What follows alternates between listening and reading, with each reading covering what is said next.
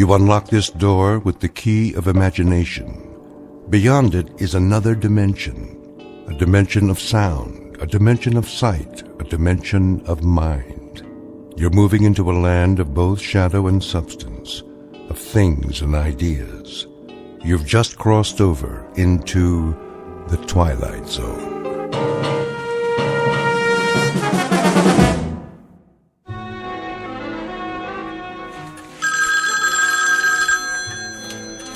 Roswell G. Flemington Model Ship Company. I'll check, please hold. Did we fill the Benson order yet? Benson? I just packed it. Scale model steamship complete with working boiler and drive propellers. It's going out today, COD. Mr. Benson, your ship's been shipped. Mailed. You should get it by the end of the week. That's right. You're welcome. Lloyd, where's the ledger from last quarter? On the top bookshelf. Why'd you put it all the way up there by the ceiling? I didn't. Flemington did. Oh, then let's move the ladder so I can get up the flying jib or whatever he calls the wall beam. The mast. The captain insists it's the mast. Now don't you go nautical on me, Lloyd. Oh, I'm not. I wouldn't, believe me. Strictly his terminology. Well, I say it's a bookshelf, and I say it's a pain in the neck. The Roswell G. Oh, hello, Mrs. Flemington. Yes, Mr. Flemington is in, but he's taking his mid-morning nap. In his quarters. His office. Yeah, that's right, with his phone unplugged. Would you care to leave a message? Okay, I see. I'll tell him.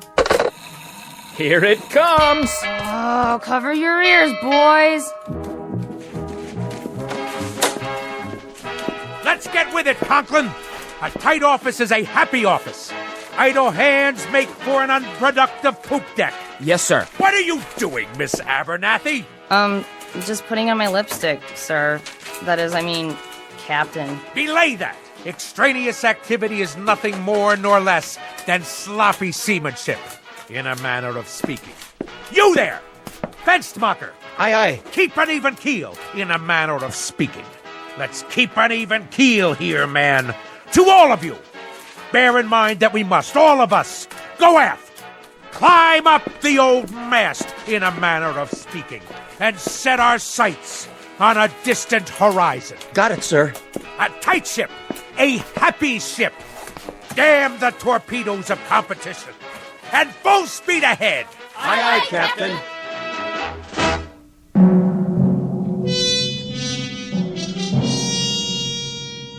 This is Roswell G. Flemington. 220 pounds of gristle, lung tissue, and sound decibels.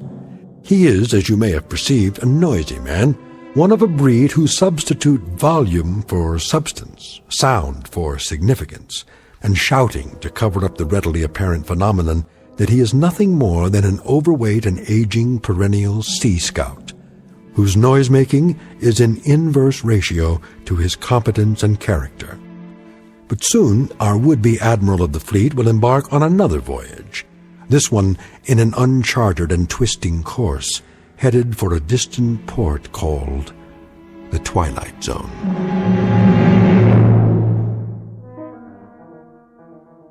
And now, The Twilight Zone and our story, Sounds and Silences, starring Richard Kind, with Stacy Keach as your narrator.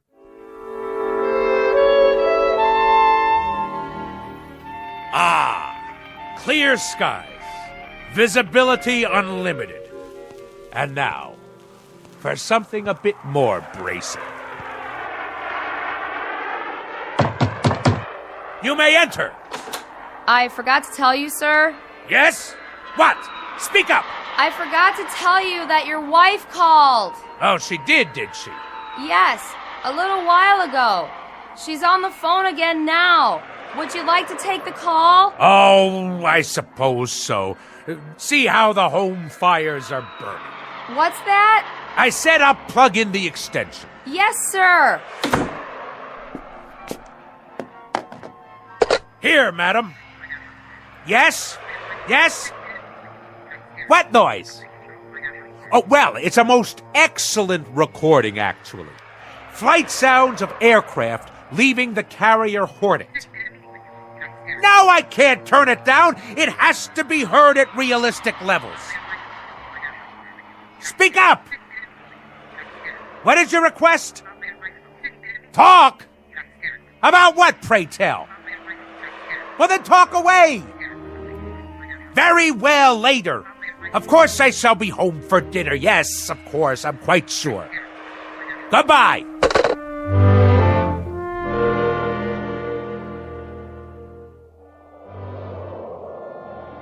Naval aircraft, I presume. Someone should fire a volley at his starboard side. Ugh, no shooting, please. My ears are ringing already. If you ask me, I'd say Captain Bligh is a few hours away from a mutiny. He'll have to walk the plank. Old fat boy? Where would you find a plank big enough to hold him? All those kamikazes they threw at us during the war, wouldn't you think just one of them would have hit him? One of these days, all that noise is gonna come back and bite him. I just hope I'm around to see it happen.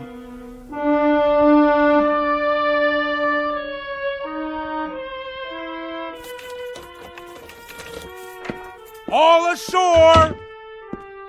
I'm home! Ah, Navy rum. To be followed later by a full measure of grog. But first, some easy listening on the stereo. Which album shall it be tonight? Sounds of submarine warfare, great squalls of the North Atlantic, cruising on a windjammer, engine rooms of the great destroyer. No. Wait. Here it is. Perfect!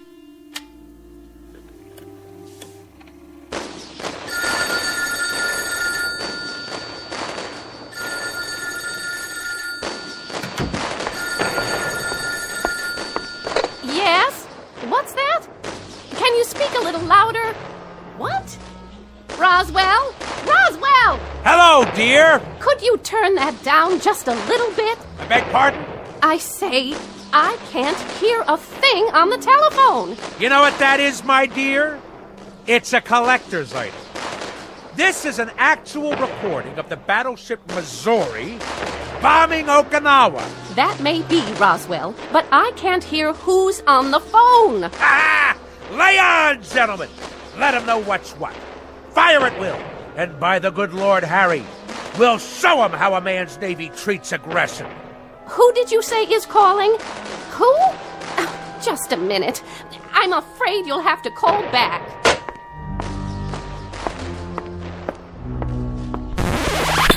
Woman! What have you done? Called a truce in the Pacific. You've ruined the record. That, madam, constitutes an act of utter abomination and the most callous vandalism. I would remind you I would remind you that I live in this house too. that there were only 100 such recordings pressed for the collector's market, as rare can be. Well, now there are only 99. Absolutely irreplaceable. What you have just done is an act of wanton desecration, not unlike the defacing of John Paul Jones's statue. What are you, madam? Some kind of crazed peace fanatic? Roswell, we've had this out before. I'm not the fanatic around here. I must say your meaning eludes me. Perhaps I should use semaphore signals. This insistence on blaring noises and running a household like it was a destroyer escort on convoy duty. This combination has now become quite impossible. Nonsense! That's why we have to talk. We are talking! And if I read you correctly, you have grown intolerant of my ways. In point of fact, you hold my very business in contempt. Not your business. You. The way you run your business and this ship-shape home. Ah, so you disapprove of the nautical decor. I'll have you know that every item is of enormous value. Enormous! From the ship's wheel at the helm. It's not a helm, Roswell. It's a living room. To the sails and riggings. They're curtains made out of canvas according to your orders. Old canvas. To the life preservers on the walls. All obtained at great expense. With profits from the self-same company that has kept you in good stead for so many years. Well, I can't live with it anymore. How's that? Oh, knock it off, Roswell. Stand down, madam. You're a noisy, insufferable clown, but you're not stupid. I have had it up to here, and my ears have had it, and my stomach lining has had it, and whatever part of the brain that keeps a person balanced, that's had it too. In short, I have had it. I'm leaving. By the good Lord Harry. Departing a sinking ship, you might say. And don't tell me how sudden this is, because as you well know, we have been en route to this point for the last 20 years. I can't bear to be at sea any longer. I am totally and absolutely astounded. Are you now? I am indeed my own wife, and after 20 years. 20 years ago, I was not taken in marriage. I was piped aboard. And after 20 years, the piping has become shrill and unbearable. It has destroyed me, my nerves, and my sanity. So, at this point, Roswell, I'm leaving, in a manner of speaking, the ship's company. So, you're deserting me? In a manner of speaking, Roswell, you said it. Lydia! Lydia, don't you lock me out of our own bedroom! It wasn't locked, Roswell. It may interest you to know, madam, Don't shake your finger at me. that when I was a young chap, a mere cabin boy, you might say, I had a mother who insisted that she was perpetually ill. A whiny, petulant, complaining woman similar to yourself. Oh, this is too much. And when I would come home from school, she made me walk tiptoe and whisper in her presence. Whisper, whisper, whisper, whisper.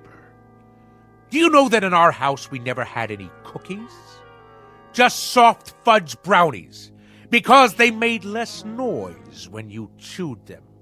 Eat your brownie and then run upstairs, change your clothes, but keep it quiet.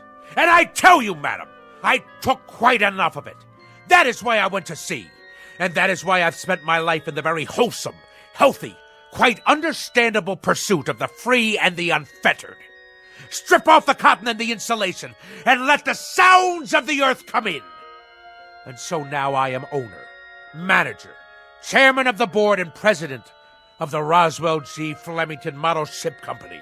Second to none in the field. Whose motto is, damn the torpedoes, full steam ahead for fun and profits. I know the company, I know the president, I know the motto.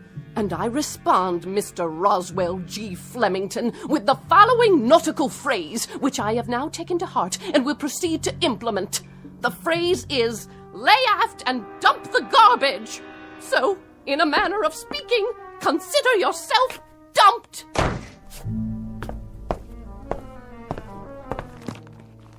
Sounds of a three-masted schooner in the South Pacific. Perfect. Good riddance, madam. If the truth be known, I have never liked you. I have simply suffered your presence. If there is one thing that sticks in my craw, that thing is a landlubber.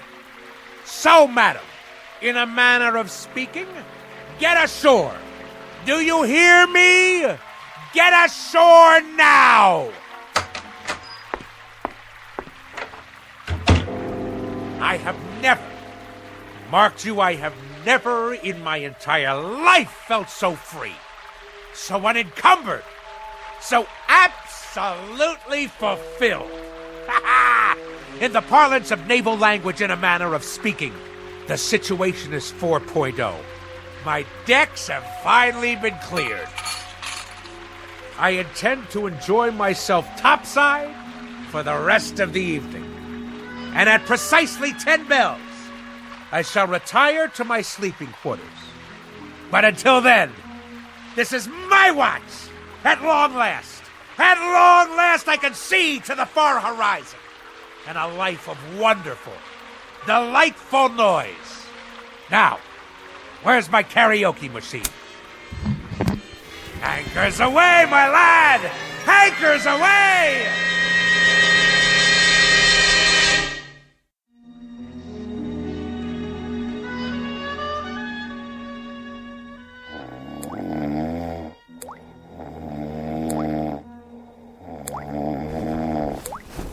What?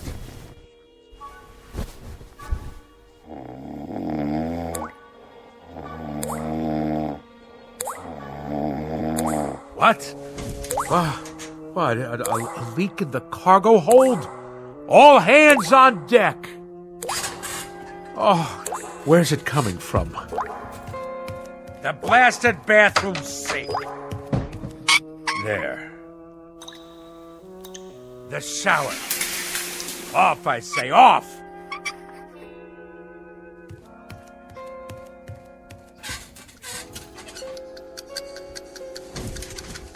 How do you turn off this wretched alarm clock?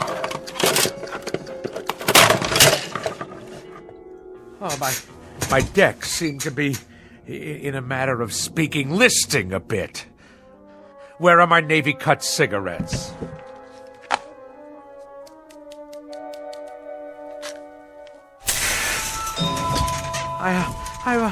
I must be dreaming!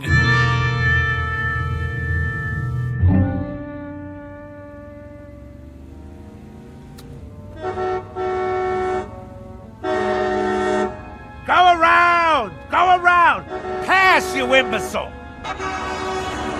That's right! Run the red light! No noise laws in the city at all anymore. Any rattletrap is permitted on the streets. At last, my turn to make my way through the flotsam and jetsam.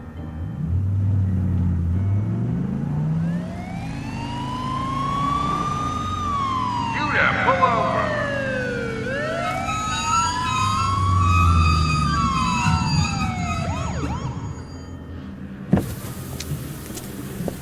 License and registration. Certainly, officer. Happy to oblige.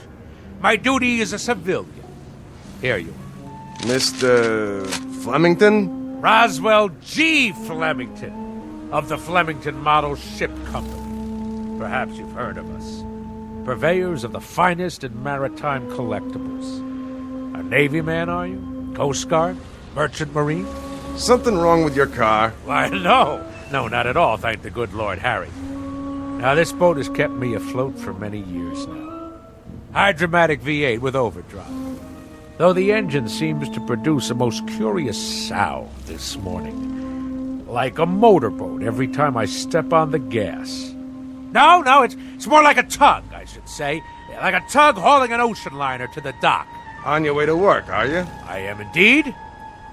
And if you wish to cite me for speeding, you'll have difficulty proving it in court. A great deal of difficulty. At no time have I exceeded 15 knots. Point of fact, that's an impossibility. Considering the sounds of strain emitted by this engine. I didn't stop you for speeding, sir. Oh, good. Well, I'll be on my way. I stopped you because you were going so slow. You did? Oh, I see. Well, then that's all very well, then. Why are you driving so far under the speed limit? Why? It's as I said. This craft obviously has a few bolts loose somewhere. I tell you, I've never heard such a racket from the engine room. Then I'd suggest you take her into port somewhere. There's a gas station on the next block. They do repairs. But frankly, sir, the car sounded just fine to me. A real classic. You got a cherry piece of Detroit iron here. Lots of horses under the hood, huh? Anyway, try to keep up with the flow of traffic, would you, Mr. Flemington? Good day to you.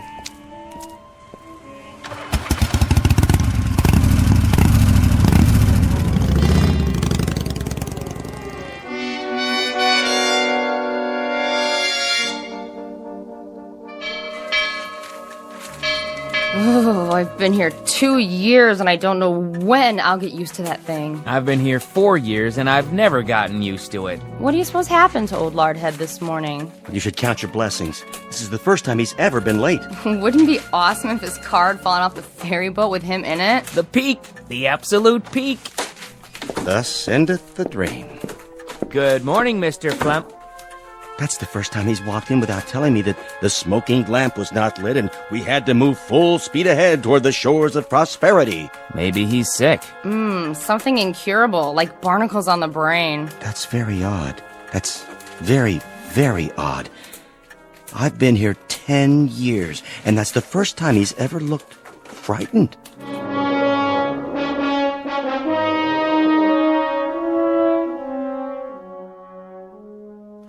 Something restful. Restful. Actual sounds of Hawaiian outrigger canoes. Yes. Yes.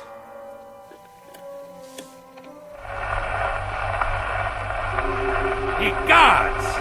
This record is defective! Fresh air, that's what we need. The great outdoors, the smell of salt spray in our nostrils.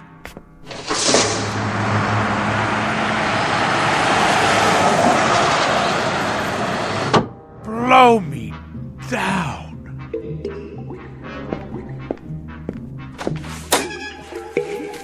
Conklin! What are you doing, man? Me? Just pouring a glass of water from the water cooler, that's all. Well, let's keep it quiet out here. Yes, sir. Now what are you doing? Swallowing, Mr. Flemington? I was thirsty. Quietly, I said. Quietly. Now stop gaping. Get back to work. All of you. Mr. Fenstermacher! Begging your pardon, sir. New shoes. What have you gotten them? Dead fish? Oh, people! This ship has to shape up. Repeat, shape up. Noise pollution hinders efficiency. Let's secure the hatches now and mind the torrent of bilge. Oh, what is going on? By the good Lord Harry, what on earth is going on?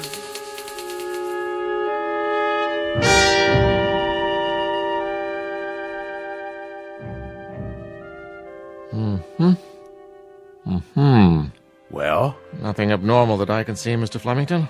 No excess wax, no obstruction of any kind in the inner or outer ear. You mean no sign of infection? Nothing at all? Not even inflammation. Candor dictates that I tell you, Doctor, that as a ship surgeon, you're a wash. You wouldn't make cabin boy, in a manner of speaking. I take it, Mr. Flemington, that you expected me to find something wrong with you. I told you the symptoms, haven't I? You have. An apparent auditory distortion. Apparent? Shoes that sound like pipe organs played underwater? A leaky faucet sounds like barrels over Niagara Falls. And I wish you could have seen me cross 48th and 6th today. The traffic noises nearly keel-hauled me. It was considerably more than a distortion. I don't know what to say without any outward signs. Well, I know what to say. Now hear this, Doctor. There is obviously something askew in my crow's nest, in a manner of speaking. Now, will you prescribe the appropriate medication for my affliction, or do you force me to seek safe harbor elsewhere? Frankly, Mr. Flemington, I think consulting another physician might be a practical idea. Extremely practical. Very well, then. But if you had a modicum of professional ethics, you would have given me this advice before going through the motions of a perfunctory examination. As it is, I'll now be done for your bill as well as another ear specialist's. Mr. Flemington, I wasn't going to recommend another ear specialist. I had in mind, perhaps some psychiatric help. A psychiatrist, huh? I will make a presumption that you are being humorous. It is that charitable outlook that saves your being called to account, sir. The soundest recommendation I can make under the circumstances. I can assure you, Doctor, and I use the term loosely, that there are few people today on land or sea who are as sane as I am. I bid you good day. Good day to you, and good luck. Oh, what is that hideous sound? I'm merely making a few notes on your chart, see? Nothing to be afraid of. An ordinary number 2 pencil, that's all. Oh!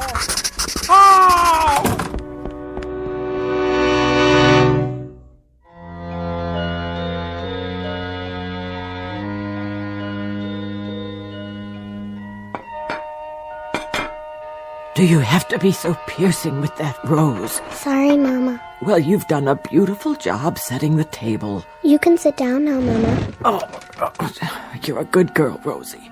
You know I'd cook Thanksgiving dinner if I could, but with my allergies and my arthritis and my bursitis and my ear infection, not to mention my spastic colon, well, it's all I can do to make it downstairs. I know, Mama. You may call your brother now. Roswell!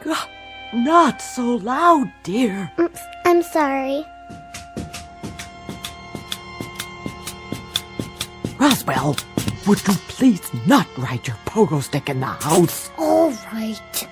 No running, you know what Mama said. Okay. Roswell, Yes, ma'am? are you wearing shoes? Uh-huh. Roswell, Okay. carefully. All right. Now take your seat, Roswell. You too, Rose. Who'd like to say grace? I will. Go ahead. Heavenly Father, we thank you for this food that my sister has set before us, and especially the pie, which I hope she remembered to make for dessert. A silent prayer, Roswell. Oh, yeah.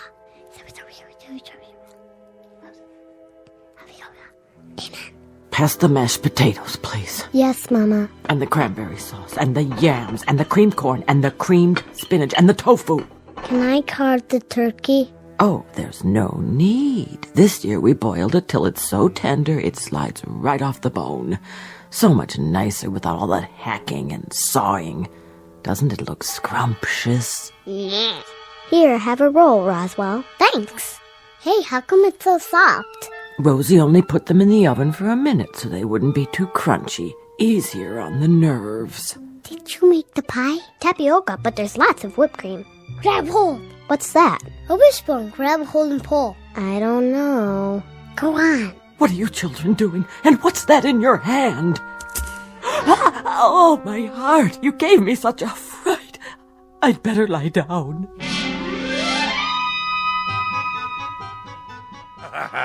But we got her good with the wishbone. Oh, didn't we? She thought she'd been shot with a harpoon. And you enjoyed that? Haha. It was the best Thanksgiving ever. Oh, the rules she had. Did I mention that we only used paper plates and plastic forks after that? See. Out with the pogo stick. I padded around in socks from the moment I got home from school. The radio was permitted only with headphones. The telephone had no ring, just a little red light. My toothbrush, soft bristles. No toast, only soft-boiled eggs. No ice cubes in the refrigerator, not even chunky peanut butter. And all my school books had to be paperback, in case I accidentally dropped one on the floor. Go on. As soon as I was old enough, I ran away and joined the Navy. What happened to your sister? Oh, she became a sign language interpreter for the National Theater of the Deaf. Well, I should say that about covers it. It does?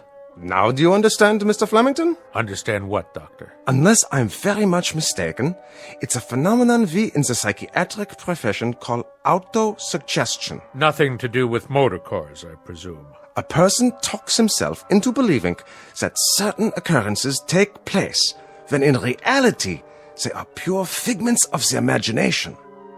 Beyond that, there are some suggestions that you were very resentful of your mother and her preoccupation with her imaginary aches and pains. You don't say.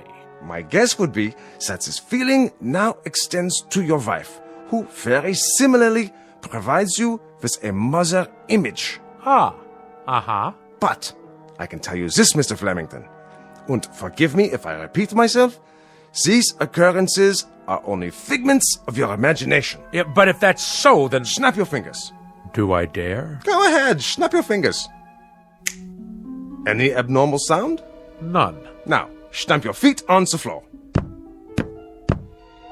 Normal? Happily, delightfully normal. Now, let's really put it to the test.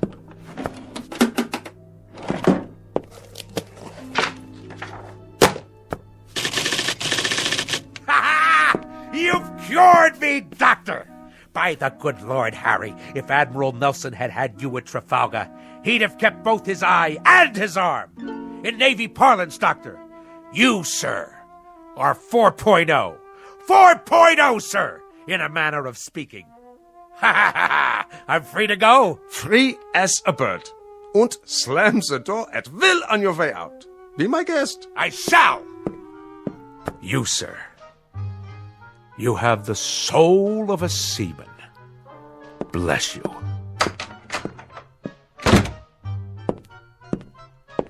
Any more patients today? No, Doctor, that was the last one. Praise Freud. Why do I get all the nutcases?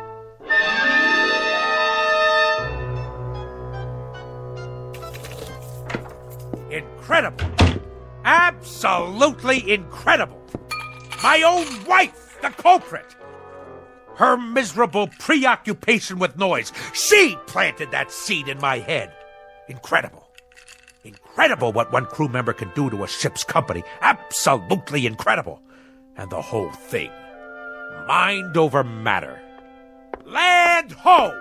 You are not welcome on this particular quarterdeck, madam. Nor shall I stay here, Admiral. I forgot some of my things. I came to retrieve same, and now, whether you pipe me ashore or not, that's precisely where I'm headed. I might add, madam, that despite all your efforts to capsize this worthy vessel, in a manner of speaking, against the rocks and shoals of petulance and pettiness, this ship remains tight. Your efforts have been both worthless and wasteful. Horatio, old pal, let the following be my final comments. You are an overgrown sailor boy with an undermanned head. You are full of such neuroses that I wonder how you haven't cracked before this. Belay that! Belay that, woman! It just so happens that I have had a psychiatric evaluation.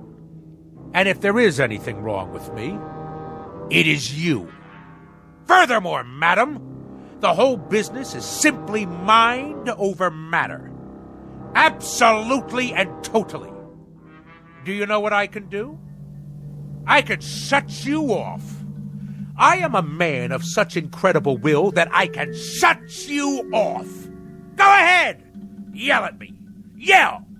Because even at this moment, I am in the process of exercising mind over matter. I am shutting you completely out. Flemington, I wonder about you. I wonder why no one has committed you. I really do. Ha! See? See? I have shut you off. Go ahead. Talk all you like. Really, Roswell, you need help. You really do need help. Mind over matter. I want to shut her out. I simply shut her out. Now, let's see. What'll I listen to tonight? Anchors Aweigh? The Midshipman's March? Actual sounds of a Japanese destroyer exploding in the Pacific, complete with boiler hissings, fantail cracking, and smokestack blowing apart. Ha-ha! Only great, huh? Better prepare yourselves, neighbors. This one will galvanize you in the proper manner.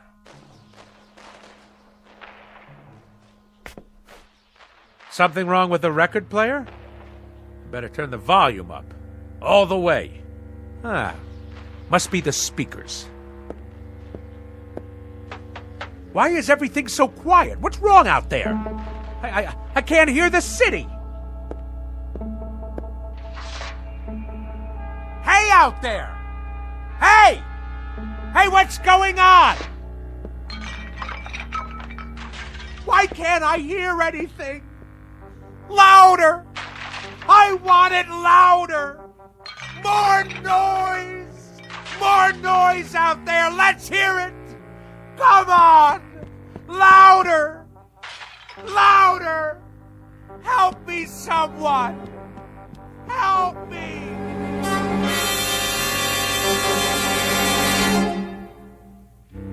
When last heard from, Mr. Roswell G. Flemington was in a sanitarium, pleading with the medical staff to make some noise, any kind of noise. They, of course, believed the case to be a rather tragic aberration, a man's mind coming inexplicably unhinged. And for this, they'll give him pills, therapy, rest, and lots of peace and quiet. Little do they realize that all Mr. Flemington is suffering from is a case of poetic justice. Tonight's tale of sounds and silences from the Twilight Zone. More from the Twilight Zone after this. Hi, this is Carl Amari, producer of the Twilight Zone radio dramas. I'd like to take a moment to tell you about our official website at twilightzoneradio.com, where you'll get the latest news and information on these Twilight Zone radio dramas. Plus, at twilightzoneradio.com, you can digitally download 3 free episodes or any of our episodes for only $1.95 each. In this age of ever-changing technology, we've decided to make these episodes instantly available to you by making the Twilight Zone radio dramas a digital download-only series. This means that this series will no longer be offered on CD. The CD collections at our website are now being offered while supplies last at buy one, get one free. So be sure to get your favorites before they're sold out. Be sure to visit us often, and I'll see you in the zone.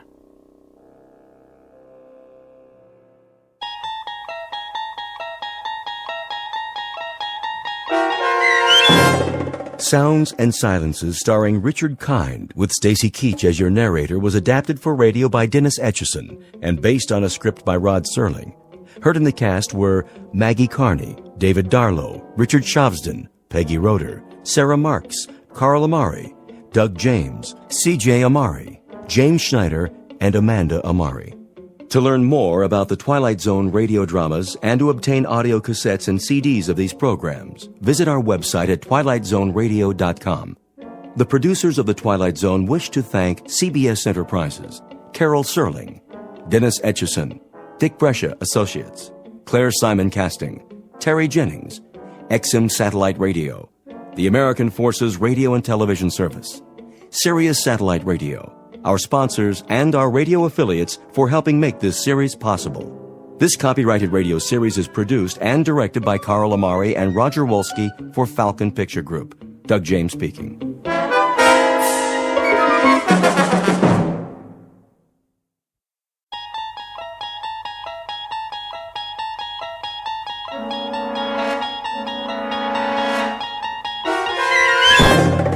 You're traveling through another dimension. A dimension not only of sight and sound, but of mind. A journey into a wondrous land whose boundaries are those of imagination. Your next stop, the Twilight Zone.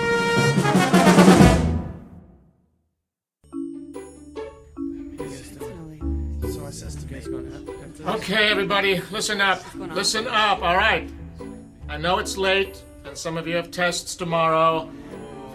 So I won't keep you too much longer, but I'd like to run the beginning of that last scene just one more time. Emily? Right, Mr. Galvin. Places for the top of Act 4, Scene 1, please.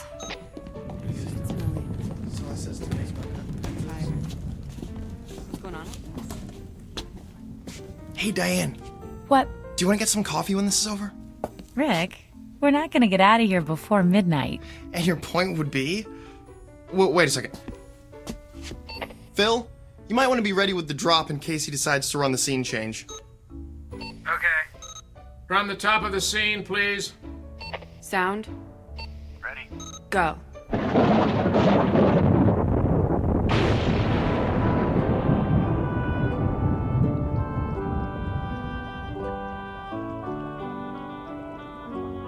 Thrice the brinded cat hath mewed. Thrice and once the hedge pig whined. Harp your cries, 'tis time, 'tis time. So, coffee?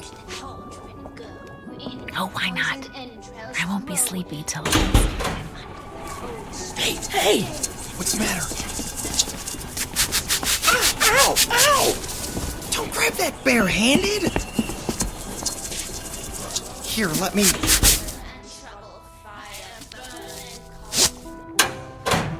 It won't go anywhere now. Come over here under the light so I can see your hand. No, it's okay. But that line shouldn't have taken off like that. It's tied off. We'll check it later. Diane, could you take him to the office? The first aid kit's... I don't need a... Oh, you were saying? Okay, maybe a Band-Aid. Come on.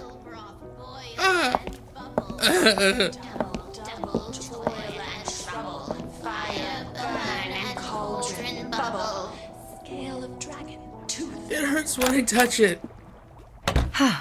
Easier to see out here. Ow! Ooh, you did get a rope burn there, didn't you? Yeah, I guess so.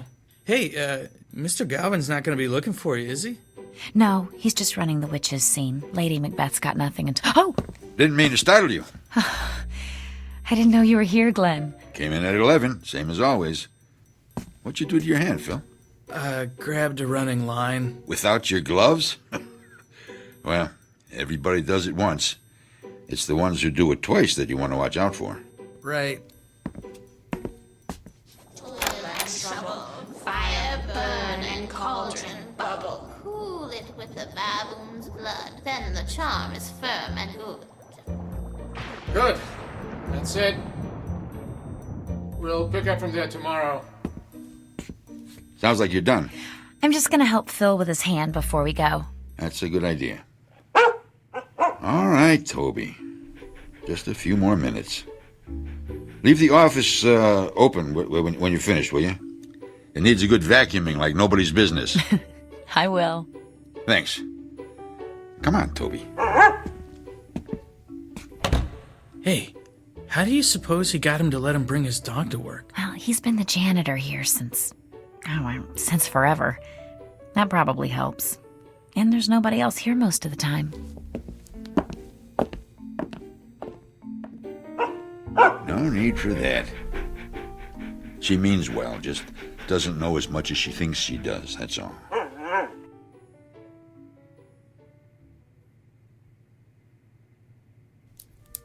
right, hold still just a second. I'm almost done. All right, I guess we're finished. 6 o'clock call for tomorrow, and as soon as your hand's wrapped up, you can go home, Phil. Unless you want to grab some coffee with us. Thanks, but I better just go home and get some sleep. Hey, do you want to come in early tomorrow? Oh, sorry. I just wanted to make sure it was clean before I put the gauze on. Wait a second. Early? What for? Won't we have to reweight that line? No. I flew it in a couple times. It's not off balance at all. It doesn't make any sense. How could it take off like that, then? There, try bending your hand. That's good. Thanks. But the line... It's probably the jinx. Jinx? What jinx? The jinx on Macbeth. It's... All right, you three, I need to clean up in here. Sorry, we're out of here. I'll tell you the story later, Phil. Good night, Glenn. Good night. It's okay, boy. Like I said, she just doesn't know as much as she thinks she does. Now, let's get to work, huh?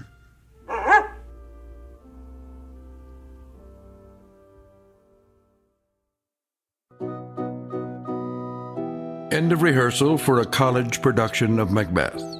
The sets are built, the actors have learned their lines, and the director is finally starting to believe that the show's coming together. The playwright, of course, is absent. But if he were here, he might be tempted to offer a quote from another one of his plays and remind these students that there are more things in heaven and earth than are dreamt of in their philosophies. A good idea to keep in mind, especially when the curtain is about to rise in the Twilight Zone. And now, The Twilight Zone and our story, And Cauldron Bubble, starring Virginia Williams with Stacy Keach as your narrator. Well, hey, Phil. I wasn't sure I'd see you here today. Skip a scene shop class this week? I don't know how bad you have to be hurt to get away with that. Well, at least they found you a job you can do one-handed. Yep. I can splatter fake stone walls with the best of them. Hey, you. Hi, yourself. We finished with the costumes a little early, and I thought... Hey, Rick, when you two are done, how about giving me a hand with this flat? Sure, Alan. But only because you asked so nicely. Sorry, it's been a lousy day. What happened? I told you about my job, right? Scanning medical records, right? Yeah, it's a great gig, good pay. Work your own hours, take extra time off for shows. So what's the problem? The problem is somebody at the hospital figured out that they could buy some equipment, hire somebody to scan their own stuff, and take in work from other places besides. Man, this piece is heavier than it looks. Hey, Diane, Lindsay, could you come here a sec? Yeah, sure. All right, 1, 2, 3, and up. There we go. Thanks. Anyway, their scanning is going to be done in-house now, so they don't need me anymore. What are you gonna do? I don't know. I can't even think about looking for another job until after the show opens. And trying to find something that fits in around this schedule, well, you know what it's like. Yeah, I'm not gonna have my job much longer if my car doesn't quit acting up. Twice this week I've been late because it didn't want to start. You can't just throw a few creepy bits into a cauldron and whip up a car repair potion? I wish. Only when I'm on stage, but thanks for the suggestion. Hey, Diane, is that your jinx again? Ha! The one on Macbeth? Oh, I hadn't thought of that. And don't start thinking about it now either, Lindsay. I swear, actors are the most superstitious people I know. Oh, and techies aren't superstitious? Go on stage and whistle, Alan. Yeah, I dare you. Hey, there's a reason for that, you know. Right, Rick? Right. The first people to fly scenery in theaters were actually sailors. They already knew how to work with ropes and pulleys, and they didn't have headsets in those days, so they used a different type of whistle to cue every line. And nobody else whistled backstage. Now, wouldn't you feel unlucky if somebody brought a set piece down on your head because you forgot that? Hey, aren't you supposed to be on my side? Always. I can tell you more about it at dinner. Come on, you guys. We got an hour and a half until call time. Who wants to go for Chinese food? I gotta go home, guys. If I don't have dinner with the parents at least one night a week, I won't need any jinxes to bring me bad luck. Believe me. Chinese sounds good to me. Yeah, me too.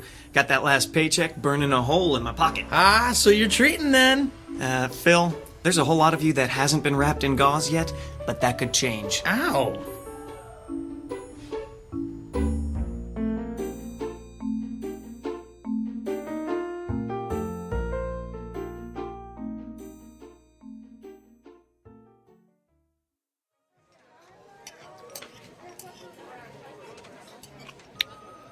Oh, here. There's still some Kung Pao chicken left. Oh, not for me, thanks. If I eat any more, I'll be able to fly the mane out just by leaning against the line. I think you're going to need a doggy bag, Diane. Make sure you don't call it that around Toby. He'd figure it was for him. He's a smart dog, Phil, but I don't think he's that smart. I wouldn't bet against it. Have you ever seen him fetch tools for Glenn? He's the only dog I've ever seen who can tell a screwdriver from a crescent wrench. I've got a better one than that, Alan. Glenn had to come in during the day once when somebody else was out, sick, and Toby came over to where he was working and scratched at the door, like he wanted to be let out. So, our old dog did that, and he was so dumb he used to forget his name. So, Glenn tells him, "I'm busy. Go take a walk." And Toby goes to Glenn's toolbox, picks up a leash, and walks off with it in his mouth. He was still carrying it when he came back. I guess they both figured that if he had a leash, he didn't have to be on a leash. I still can't figure that guy out. I know he's been working at the school for a long time, but does anybody know what he did before that? Or anything about what he does when he's not at work? I keep forgetting this is your first semester. You haven't had time to hear all of the stories yet. Some people say Glenn used to be a teacher somewhere, but he got tired of dealing with all the paperwork. Or that he was a roadie and all the partying finally caught up with him. Now that's something I'd love to see. Glenn partying, it boggles the mind. But my favorite one is the one where he's writing romance novels under an assumed name and keeping the day job. The night job for the, benefits.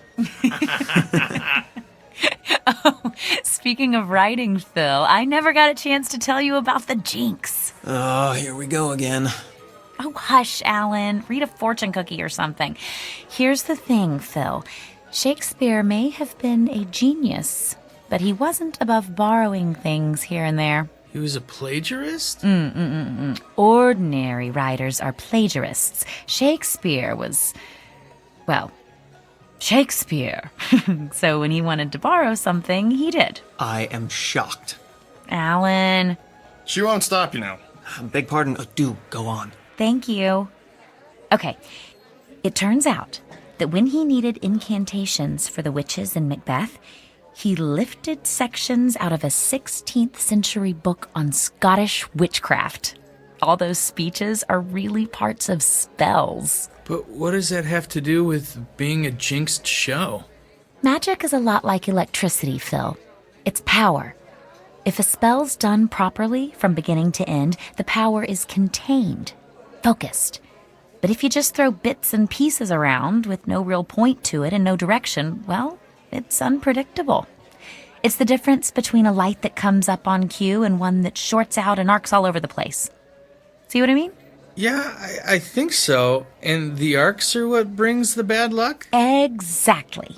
Every time Macbeth is performed, or rehearsed, or even read, uncontrolled power gets set loose. That's why some actors won't even say its name. They call it the Scottish play instead. Tell him what you're supposed to do if you do say it. Oh, you're making fun of me now. I just thought he'd want to hear it. Right. Well, I've never done it myself, but if you say Macbeth, you're supposed to spin in a circle 3 times, spit and swear. That takes the hoodoo off. Oh, that would make for a fun performance, wouldn't it? Tragedy, horror, spinning, spitting, swearing. And you wonder why I didn't mention it. Come on, you gotta admit, babe, it sounds a little odd. Oh, of course it does. And useless, too. If you actually wanted to do some good, casting a protection spell would make a lot more sense. No offense, but how do you know about this stuff, Diane? Well, my last roommate had a ton of books on magic. She left them when she skipped out on the rent. If you'd like to, I Better can... hold that thought. We've got to go soon, Lady Macbeth. Uh-oh. You know what I have to do now, don't you? I know that if you do, I am going to take a picture and use it for my screensaver, especially since you don't believe in any of this anyway. Hey, I'm not saying I couldn't be convinced. I just haven't been, yet. Well, I hope this isn't the show that changes your mind. Me too. That's a cue, Phil. Let's get the check and head out of here before they realize they've stopped arguing.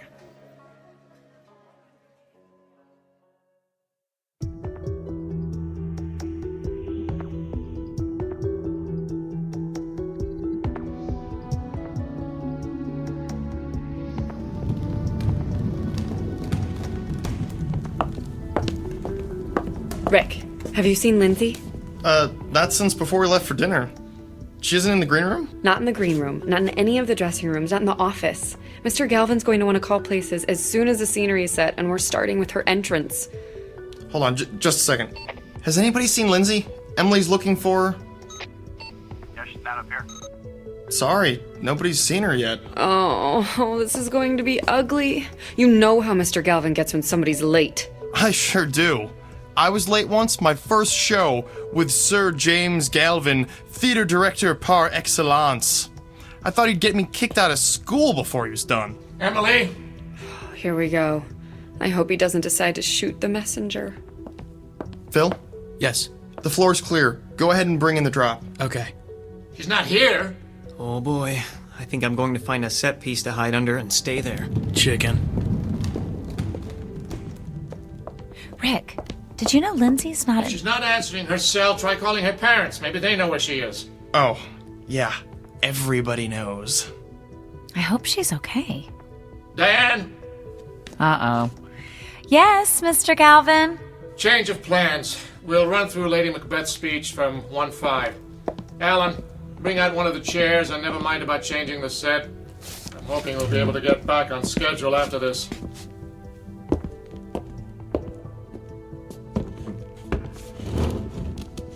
All right, that's fine. All right, Diane, from your entrance. Go. They met me in the day of success, and I have learned by the perfectest report they have more in them than mortal knowledge. When I burned in desire to question them further, they made themselves air into which they vanished. Mr. Galvin? Whilst I stood... Stop! Emily, why would you... Emily, what's wrong? I didn't get an answer at Lindsay's parents, so I tried her cell again. Her father answered it this time. They're at the hospital with her in the emergency room. While she was on her way home for dinner, she got into an accident. Her car stalled out in the middle of an intersection, and she got broadsided by somebody trying to beat the light. Did they say how badly she was hurt? They think she's going to be all right. Her left arm's got a bad break, and her mom says she's one big bruise. But it could have been a lot worse. All right. All right, then. Can I have everyone on stage, please? Quiet, please. Now, most of you probably just heard that Lindsay Morgan was involved in a car accident this afternoon. From what her parents told Emily, she should make a good recovery. However, I know that the show must go on is a cliche, but it's true all the same. Laureen. Yes, sir? You've been understudying Lindsay. Do you know Hecat's lines well enough to work off book? Sure. The rest of you can take a break while Laureen and I go over some of the blocking. Then we'll pick up where we stopped last night, at Hecat's entrance. We shouldn't be long.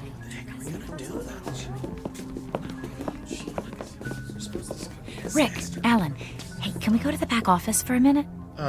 Sure. Is there something wrong? Are we going to the green room? No, not right now. Come with us. What's going on? I'll tell you in a minute. Let's go.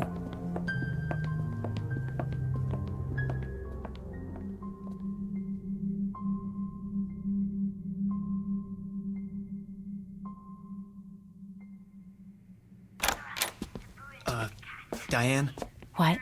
I'm still not sure I believe in jinxes, but it seems like something strange is going on here. Oh, good. The monitor's on. We'll be able to tell when they're done. Babe, you want to tell us what this is about? Remember what I said about protection spells? Well, we need to cast one. And soon, before anyone else gets hurt.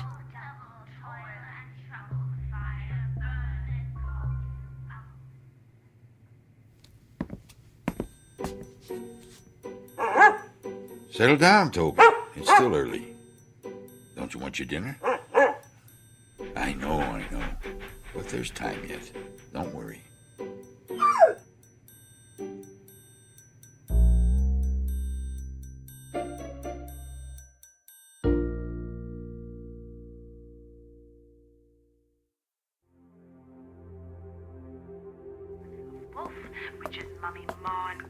I think we should do it tomorrow night if we can, before we get an audience in here. You're starting to weird me out a little, Diane. Phil, she might be right. What? Think about it. Lindsay could have been killed. Maybe somebody will be next time. There are a whole lot of things you don't want to have happen when you've got a stage full of people. Exactly. And that's another thing. If I am right, this is going to get even worse, because the witches' scenes are going to be rehearsed so much more now with Laureen taking over Lindsay's part. Are you sure you can do this? Cast a spell and make it work? Yes. Yes, if you'll help me. I don't know how much help I'll be, but I'm not gonna let you try this by yourself. Count me in. Me too, then. But I'm still a little weirded out, you know? I know. Okay, I think they're finished. We'd better go. All we have to do is find a way to have the place to ourselves for a little while after the rehearsal tomorrow night. And it'll be okay. I'm sure of it.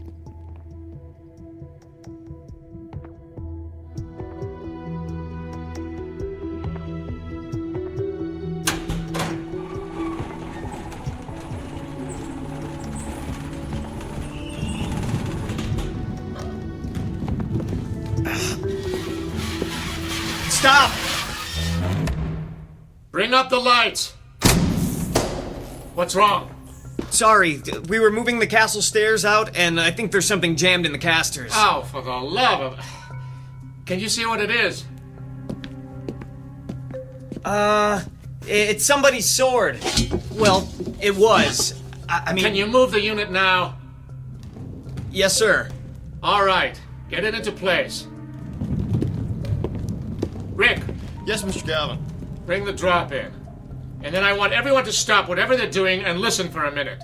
I'm glad I'm not the one who dropped that sword. Well, I don't know how anybody could have dropped it. What do you mean?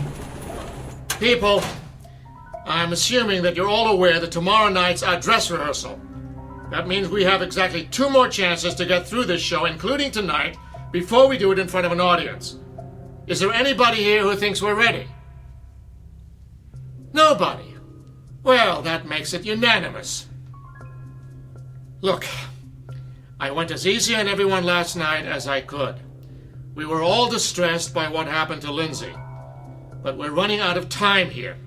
So I'm telling you, start paying attention and get it together. Because if I have to choose between postponing the opening and letting you embarrass this department with a lousy performance, I know what the choice is going to be. And if it comes to that, you're all going to wish you'd gone to a nice trade school instead. Do I make myself clear? Yes, sir. Yes, sir. Good. We'll pick up where we stopped. Emily? Places for the top of 5-1. Lights 78. Stand by. And go. I have 2 nights watched with you, but can perceive no truth in That sword shouldn't have been there. I think everybody would agree with you. No, that's not what I mean. They're only brought out for the fight scenes, Mr. Galvin insisted. Rise from her bed, throw her nightgown upon her, unlock her closet. Well, somebody must have been goofing around. It couldn't have gotten there all by itself, right? I don't think I have an answer to that. Well, not one I want to think about right now anyway. And besides, we have to talk about it later. My entrance is coming up. Just go out there and break a leg, then. But not really, okay? Huh? I'll do my best.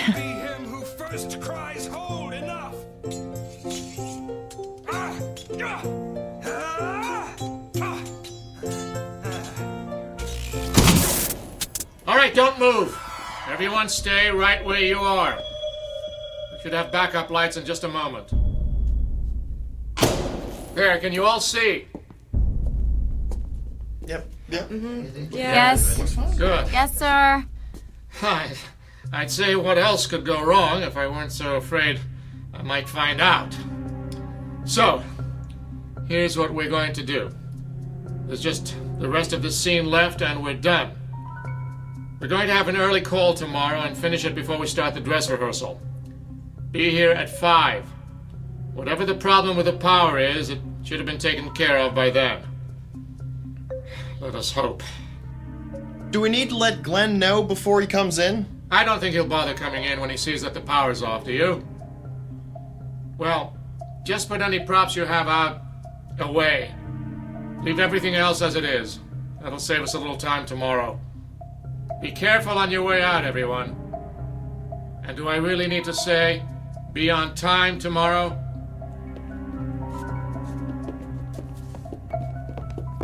Rick, I'm gonna wait behind the castle drop. Can you catch up with Phil and Alan and bring them back here? I think we finally caught a break, if nobody notices that we've stayed.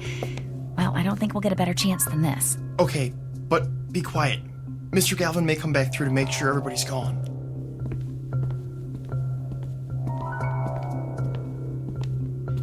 Hey, guys, have you seen Mr. Galvin? Oh, yeah.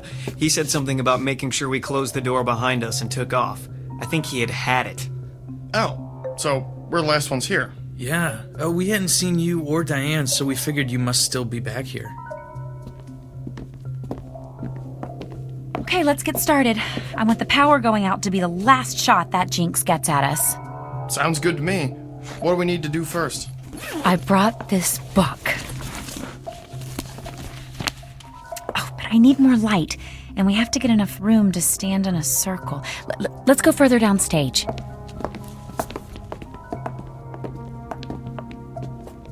Okay, this is good. In a circle, about an arm's length apart. Just one thing. Will this take very long? I mean, what if somebody comes in to check on the power, then... Don't worry. We should be done and out of here without anyone having a clue. Alan, could you just move a little closer to Phil? There, that's better. Everyone needs to focus. To think about surrounding the theater and everybody in it with a white light that nothing bad can pass through. Just keep that image in your mind while I'm reading, okay? Okay. Here we go then. Spirits of air, grant us your protection. Spirits of earth, shield us with your strength.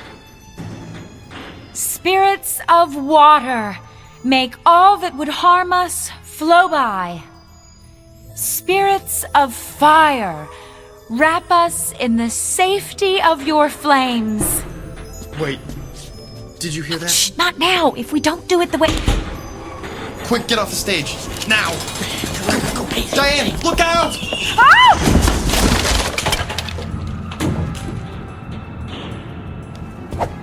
Ow. Come on, babe. You've got to get up. Ow! We need to get out of here. I can't. It's all right, Diane. We'll help you. You can do it. Oh! Diane, something really bad is happening. We can't stay here. My side hurts. I think she's bleeding. Oh! Ow! We'll have to carry her then. Let's just pick her up. Help! Hey, the lights are...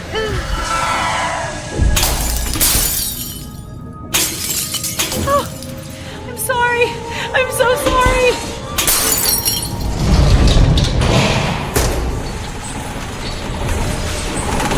Hold!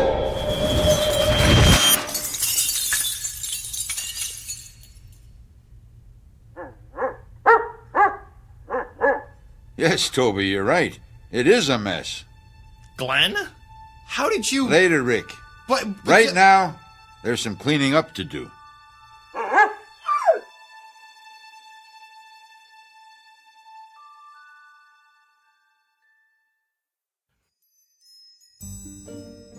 But, Glenn... Have a little patience, Rick.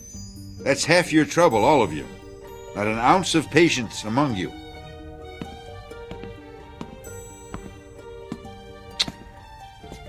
What have you been up to, Diane? Glenn, I got hurt. Yes, I can see that. Looks as though a piece of that wall flat caught you on the side when you fell. Glenn, can you help us get her to a hospital? No need for that. Just... there. What do you mean? She's... What was that? Easy, easy. It doesn't hurt now, does it? No, it doesn't. She must be going into shock. We need... Silence! I'm sorry, I just don't have time to argue right now. Come on, Toby. What was that all about? I couldn't talk. Couldn't make a sound. Rick, could you help me up, please? No.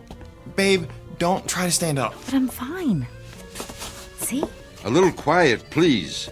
Thank you.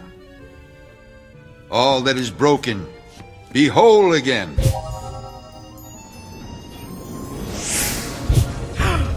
at that. It's all going back together. What is this? Magic. No, it's really magic. All that has fallen, rise. It really is.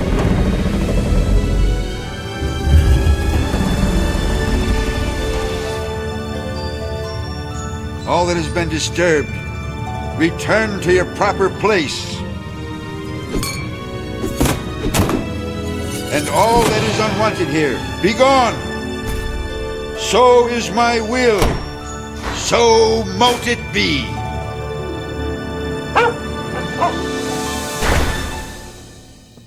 Thank you, Toby. That was just the extra push it needed. Nasty stuff, wasn't it? It really is. Glenn? Oh, yes. You had some questions, didn't you? Well, I have a few to ask you first. It's really not, I mean... Let's go sit down.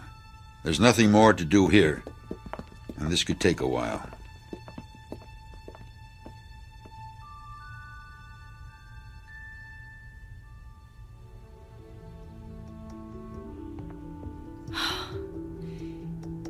That's all I was trying to do. I just didn't want anybody else to get hurt. But you haven't learned enough yet to protect yourself, much less anyone else. No. Overreaching. Everybody does it once. It's the ones who do it twice that you want to watch out for. I'll remember that. No, you won't. But that's all right. Glenn? Who are you? Really, I mean... I'm a janitor, among other things. What other things? Not a romance writer, I'm guessing? Is that the story they're telling now? Well, I've been accused of worse. Glenn, seriously. Seriously? Oh, why not? It won't matter anyway. I'm a magician. A wizard. A warlock. Whatever you want to call it, Diane, that's what I am. And have been for a very long time. I've learned to adapt to my station in life. I'm sorry, but a wizard? It just sounds unbelievable. Does it really? After what you've seen tonight? He has a point, Phil. Okay, but you have these, let's call them powers. We've all seen them. Why would you waste your time working here? I mean, you could do anything. You think so? Sure. Why not? Because there's no such thing as magic.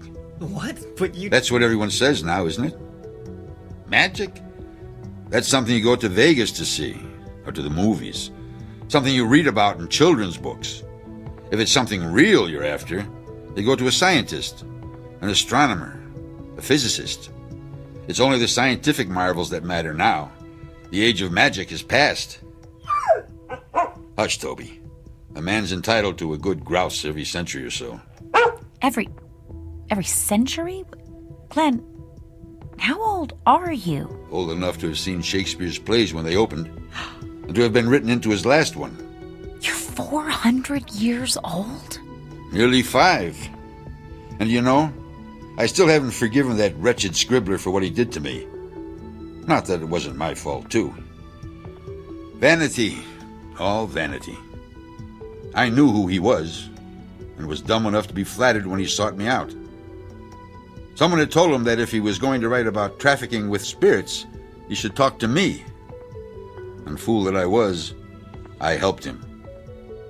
Then I went to the first night of the Tempest and saw myself on the stage. You're Prospero? Oh, he used another name, I'll give him that. But no one who knew me could have mistaken that character for anyone else. I left the city the moment the curtain went down and never returned. It wasn't easy, but I did it. Made a new life in the colonies. Kept to myself and moved on often enough that no one got suspicious. And I'm not ready to do it again just yet. So we have a little problem, don't we? No problem. He's right. We wouldn't tell anyone. You would, though. Sooner or later, you wouldn't be able to help yourselves. You're not going to turn us into toads or anything, are you? Phil, magic is the same as any other kind of power. You don't use any more of it than you need to get the results you want. Toads. Well, what are you going to do? Just a little thing. Forget.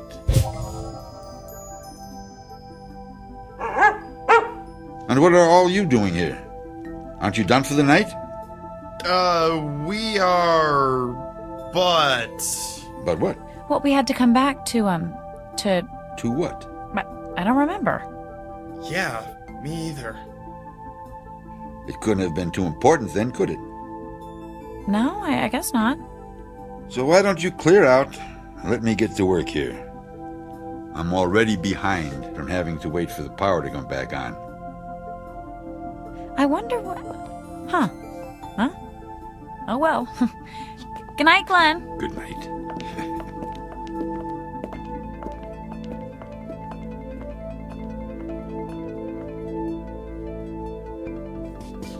Toby, I think we've done a good night's work already. What do you say we do this the easy way? Just this once.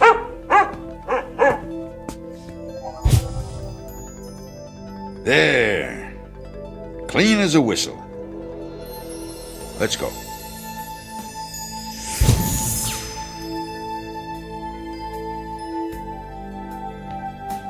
Exit stage right, a janitor and his faithful dog. Both good actors who know very well how to play the parts the world around them expects, and how to slip into very different roles when a casting call comes from the Twilight Zone.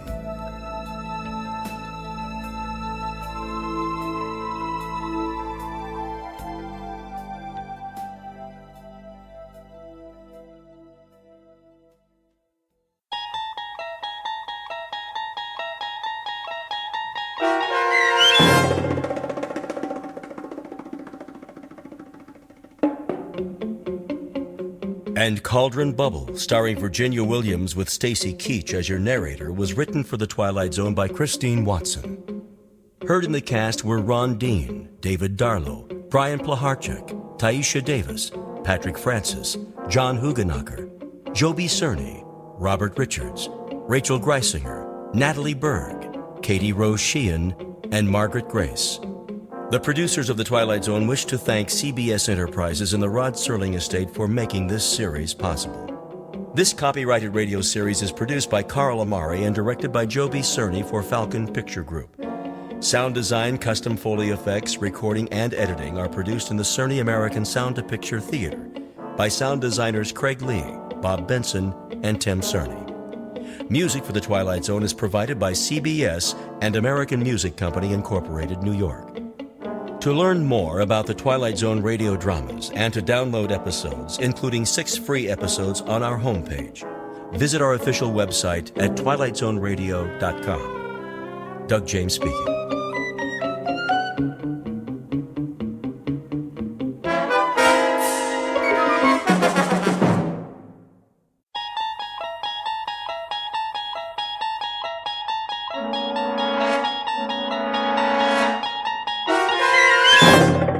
You're traveling through another dimension. A dimension not only of sight and sound, but of mind. A journey into a wondrous land whose boundaries are those of imagination. Your next stop, the Twilight Zone.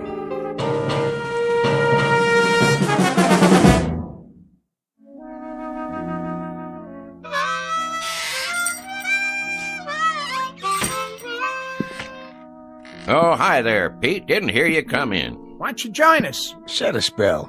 Oh, that's all right. I wouldn't want to interrupt you. Well, all right then. Where was I? General Pershing. Oh, yeah. So I said to Jack Pershing, General, I said, there ain't gonna be no artillery support. They're dug in too deep. When was this now? First World War, of course. The Great War, we called it. Yes, sir. So I says to General Pershing, Jack, what we gotta do is we gotta enfilade. Know what I mean? Do what? Enfilade 'em. That's what we're gonna do. Ha ha! Enfilade 'em to beat the band. Frisbee, when are you going to put that mouth organ of yours out of its misery? How's that? Or at least learn how to play it. Helps me relax. Well, sir, old Blackjack knew who he was dealing with. And that was? They didn't call me old Enfilade Frisbee for nothing. Horseradish? Huh?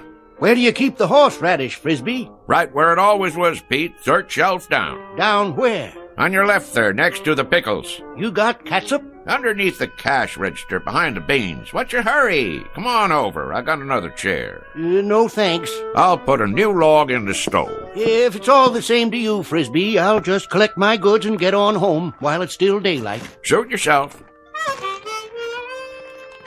Oh, well, where was I? Oh, yeah. Well, sir, the following morning, we attacked up and down the line, and the rest is history. Smashed them to bits, we did. And then we went on to Paris to celebrate. Exactly 4.5 hours it took us. We had frogs' legs and cold duck till we couldn't eat no more. An hour later, we was in Berlin. Shall I say it, or do you want to? Be my guest. Frisbee. Yeah? You not only got a pot belly big as that stove, you're the biggest liar who ever sat in that chair. You're doubting my word? You can start with that. Beyond just doubting your word, I'm calling you a liar flat out. How can you go from Paris to Berlin in 1 hour? Find the radishes, Pete? Yep. What about celery? All out. Getting some fresh ones in the morning. We're waiting, Frisbee. How do you go from Paris to Berlin in 1 hour? Oh, hold your horses now. I'm coming to that. It's what made the whole operation so fantastic. I was doing some reconnoitering, and I found me a back route. That's very interesting, Frisbee, except last week you sat right there, big as life, and told us you were in the Balloon Corps. You sure did. And that over the Battle of Marne, you shot down 3 German Fokkers with a pistol and personally directed the artillery so the Marines could win. Oh, I did that too. Only it was a year later. It was, let's see now, April of 1917. That's it. I heard enough. More than enough. I'm getting out of here. Well, now you might want to give that some thought, boys. Looks like rain to me. Rain? Sure enough, gonna be some rain. Tell by the clouds. You can always tell by the clouds, you know. Take that big job up on the hill. That there is a stratocumulus opacus. Anything you say, Frisbee. You fellas know anything about meteorology? Don't get him started. Well, what do you know? Looks like it got me a customer. Carload full of them. Better get out there and pump some gas before they change their minds. Oh, now ain't no reason to hurry. Them clouds, for instance, they like to take their time. So do I. It's the way Mother Nature made things. Why, did I ever tell you about...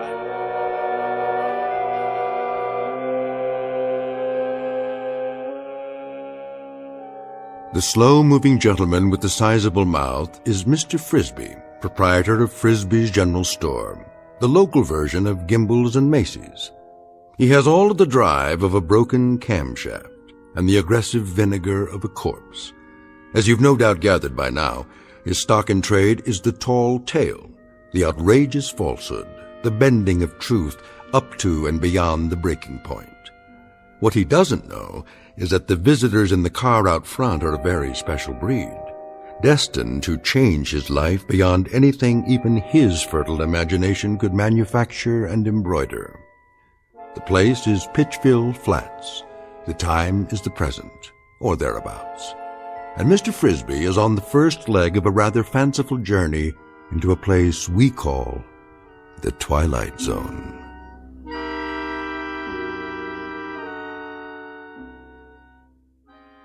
And now, The Twilight Zone, and our story, Hocus Pocus and Frisbee, starring Shelley Berman, with Stacy Keach as your narrator.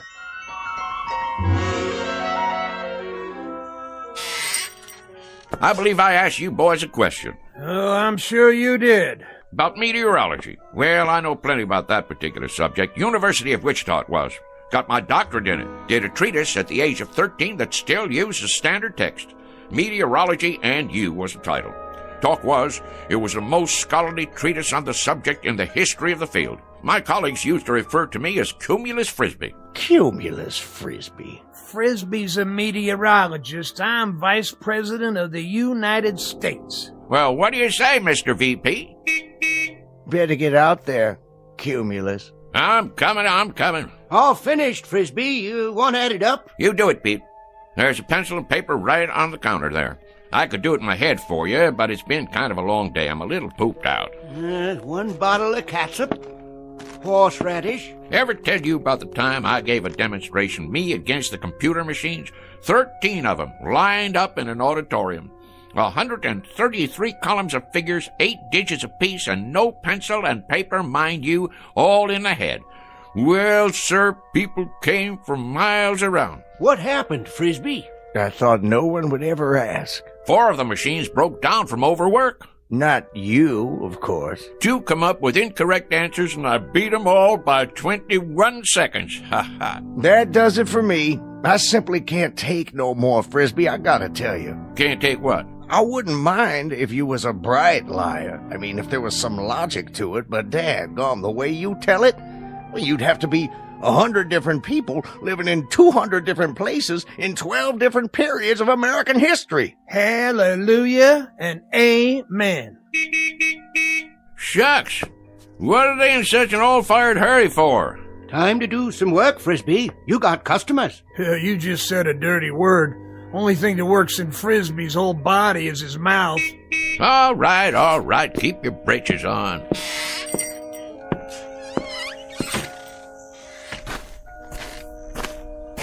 Howdy, gents. Hello. Want gas or something? Gas? Oh, yes. Sorry you had to wait. Not at all. You know, if you gotta be someplace in a hurry, you could have pumped it yourself. We could. Didn't you hear me yelling? Oh, we heard you. Definitely. We're not too familiar with this kind of car. No. Say, how many of you was in there? 4 of us. It's a bit of a tight fit, I'm afraid. Sure it is. One of them foreign jobs. Not much room inside, huh? We don't know where to put the gas. We aren't familiar at all with these foreign jobs. You ain't? Well, this is your lucky day, 'cause I am. A matter of fact, I'm the one responsible for him. For a while there was all rear engine, only in the back. You developed them, did you? Oh, indeed I did. Got a phone call from old Henry Ford one time asking me to fly out to Detroit. Henry Ford? Sure. Well, I did that little thing, and next thing you know, in 48 hours, I went and designed the first rear-engine automobile. Advantages are fantastic, Is that right? Sure. All the weight on the driving wheels gives her better traction, eliminating the drive shaft, lowering the whole car. There's a whole lot better visibility, plus the heat and gas fumes go right on out behind. You're quite familiar with the internal combustion engines, then. That sort of thing. Familiar with them? Why, mister, you're looking at the granddaddy of the modern-day automobile. Henry said to me when I finished that there designing job, rear engine, he said, that's what he called me, old rear engine Frisbee. He says, rear engine, you're an automotive genius. That's what you are. Hey, well, I couldn't very well argue with him, being as how he was Henry Ford.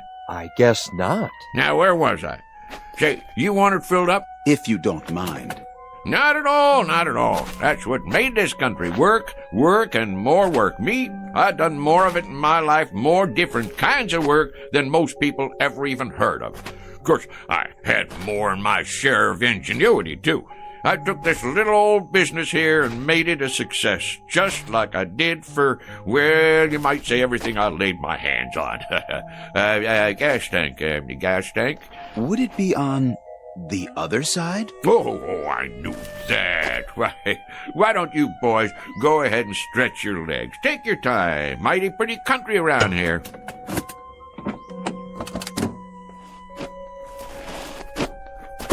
Yes, pretty. Of course, it wasn't very pretty when I moved in. First thing I did was plant all these trees, hundreds of them. I had to import them from my old friend Luther Burbank. You gotta give them just the right amount of water and a special kind of plant food I cooked up. This is the man, without doubt. Frisbee, is that it? Not a common name. He must be the one. Frisbee. An incredible specimen. Done it all, knows everything, and everyone. All the greats. Then what we've heard is true. All of it. Absolutely. He studied at most of the major universities, holds a doctorate in at least 8 disciplines. A key man, obviously. Water and oil okay? I believe they are, but I'd feel better if you checked them. Might as well, as long as I'm out here. I'll just open the hood, and let me see now. Where's the latch now? In the front, maybe. Front? Where? Oh, no, what am I thinking? In back? Of course, where the engine is. Engine. You're a big help, Mr. Frisbee. You don't know how much we value your personal attention. Oh, that's okay, boys. Look here. Ain't that something? They got the dipstick and all hidden away so's nobody can go messing with them. But I can see from here that they're just fine. They're just fine. And yep, that's fine and dandy. Well, that ought to do it. How much do we owe you? Looks like $5 and a couple of cents. Make it 5 even. Did you bring a supply of local currency? Right here. Which one? Will this do? This here's $20. That what it is? Yes, of course. 20. I think I got some change. Change? In my pocket. Hold on now. Did we give you enough? Oh, sure, but you got 3 5s coming back. That's not necessary, Mr. Frisbee. You keep it. Huh? for your trouble. We have no need of it. That's mighty decent of you. You folks from around here? No, we're from quite a ways off. Well, if you're planning to drive a spell, I'd check in someplace first if I was you. And why is that? Those are dangerous-looking clouds. Dangerous? Yes, sir. We're going to have some rain shortly. You can tell when it's going to rain? Rain? Mister, I can tell when the humidity drops 0.5%. I can predict fog, smog, hail, sleet, snow, dew, and freezing 24 hours before it happens. Really? Well, I was working on a perpetual motion machine in Sioux City, Iowa back in 1921 when I got a call from President Harding. He was begging me to fly to Washington, D.C. and help him set up their meteorology department. Is that a fact? Not only is it a fact, but I'm giving it to you oversimplified, kinda.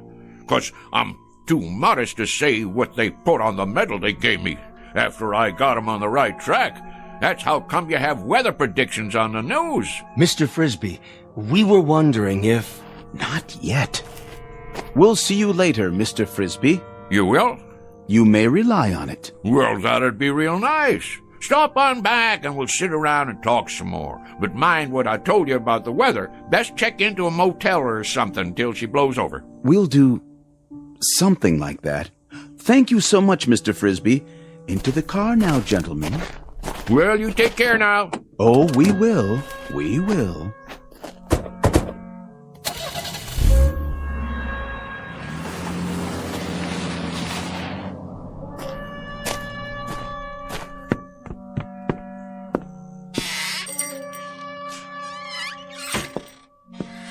Odd fellers. Why, didn't they believe what you were saying? It ain't that. They just seem kinda odd. Wearing suits like business fellows from the city. Handed me a $20 bill like they didn't know what it was. Well, how come you didn't tell them you was Andrew Jackson and that was your picture on it? That's one of the few things I ain't heard 'em claim. Wait around here long enough and you will. Well, we'll see you tomorrow, Frisbee. Yep, see you tomorrow. Sure enough, boys. I'll be here. Same as always.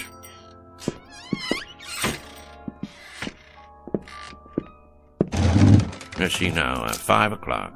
Sounds to me like a good time to close. Mr. Frisbee? That's my name. Don't wear it out. Huh? Mr. Frisbee. Who's there? If you walk outside and head east down the highway... Where are you? Nobody left in this store but me. If you head east for 200 yards, you'll come upon something extraordinary. Oh, yeah? Like what? An adventure, Mr. Frisbee. New worlds to conquer. How's that? Worlds even you have never dreamed of. Say, where are you hiding? In the back room? Or over by the dry goods? Don't trouble yourself.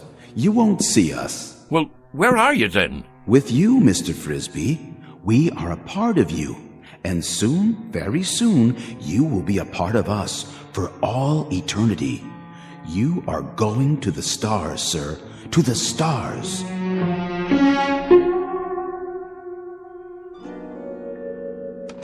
What do you mean, the stars? You talking about going to Hollywood? The stars in the heavens. You're not afraid, are you? Afraid? Me? Stonewall Frisbee? Dwight David Eisenhower said to me back when I got onto the very first landing craft on D-Day, Stoney, he says to me, Stoney, you lead the invasion. There'll be mines, German E-boats, Stuka dive bombers, and artillery up against you, but you can do it. Well, like I says, I guess if you really want me to. An exceptional record, Mr. Frisbee, but our time grows short. Will you accept this last greatest adventure? You mean go walking outside? It's not far. Just beyond the first grove of trees. Afraid I can't take you up on that, seeing as how it's gonna rain. Then you are frightened. We had thought you'd be the one man willing to take almost any risk. That may be, but who, may I ask, is telling me all this? If you'll walk on down the road, as I suggested, you'll find out. Well, rain or no rain, I never was one to turn down a little excitement. Who'd you say you was? Your questions will be answered soon enough. Well, all right then. Just let me lock up. That won't be necessary. Why not? Because, Mr. Frisbee, you won't be coming back.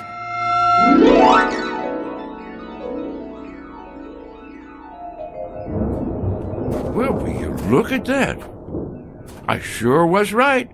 Going to be a big old storm tonight. Hurry, Mr. Frisbee. I'm coming. Don't get your long johns in a twist. Straight ahead. We're waiting for you. Where? Look to your right. I don't see... Wait a minute. What the heck? Oh, I get it. Some kind of movie prop, right? What are you doing? Making one of them science fiction movies out here? Dang if it don't look like one of them flying saucers. That's exactly what it is. You may come inside. Now, how am I going to do that? You got it made to look like there ain't no doors or windows. Very well. In the interest of time, I suppose we can give you a slight assist at this point. Hey! Hold on, Mr. Frisbee. Whoa, Nellie! How'd you do that? Teleportation, Mr. Frisbee, but I'm sure you know all about it. Well, what do you know? You got a nice setup in here. I'll give you that. What's underneath all that aluminum paint? Wood frame or drywall? I assure you, it's all quite authentic. Impressed? Me? Impressed? With this rinky-dink set? Why, shucks, it looks like a flea on a doll compared to the one I designed for the United States Space Agency. Oh, we didn't know they had flying saucers yet.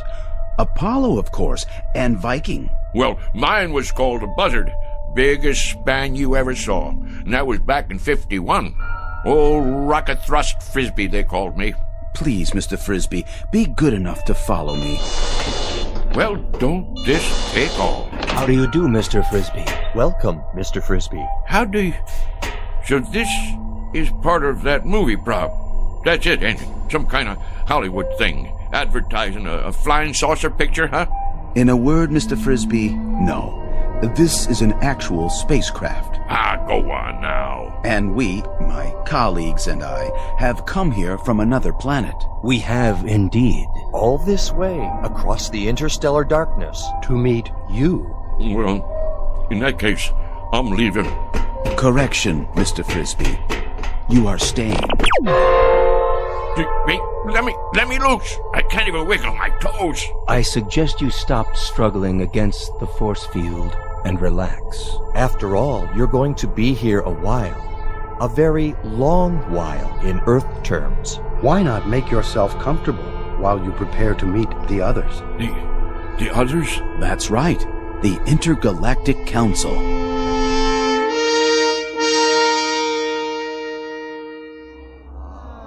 Well, sir, the government already knew about my research in atomic energy. Matter of fact, I suggested it to them as far back as 1923. Spent a whole summer one time with Al Einstein, during which time I gave him the preliminary stuff about that relativity theory of his. Smart as paint, that fella. Smart as paint. He had bad hair, though. Should have put some Brill cream on it. A little dab will do you. Anyhow, when I got this here call from New Mexico, I had to hightail it over there and show them how to make the bomb. Incredible. Fantastic. What a specimen. Now, let's see. That covers atomic energy. What was the next thing you fellows asked me about? If you wouldn't mind, sir. Go on, speak your mind. You're entitled, son. Your research in liquid propellants. Oh, yes, liquid propellants. Well, now, the main thing I gotta say about that is there ain't no liquid in the world that'll propel me faster than a dry martini on the rocks.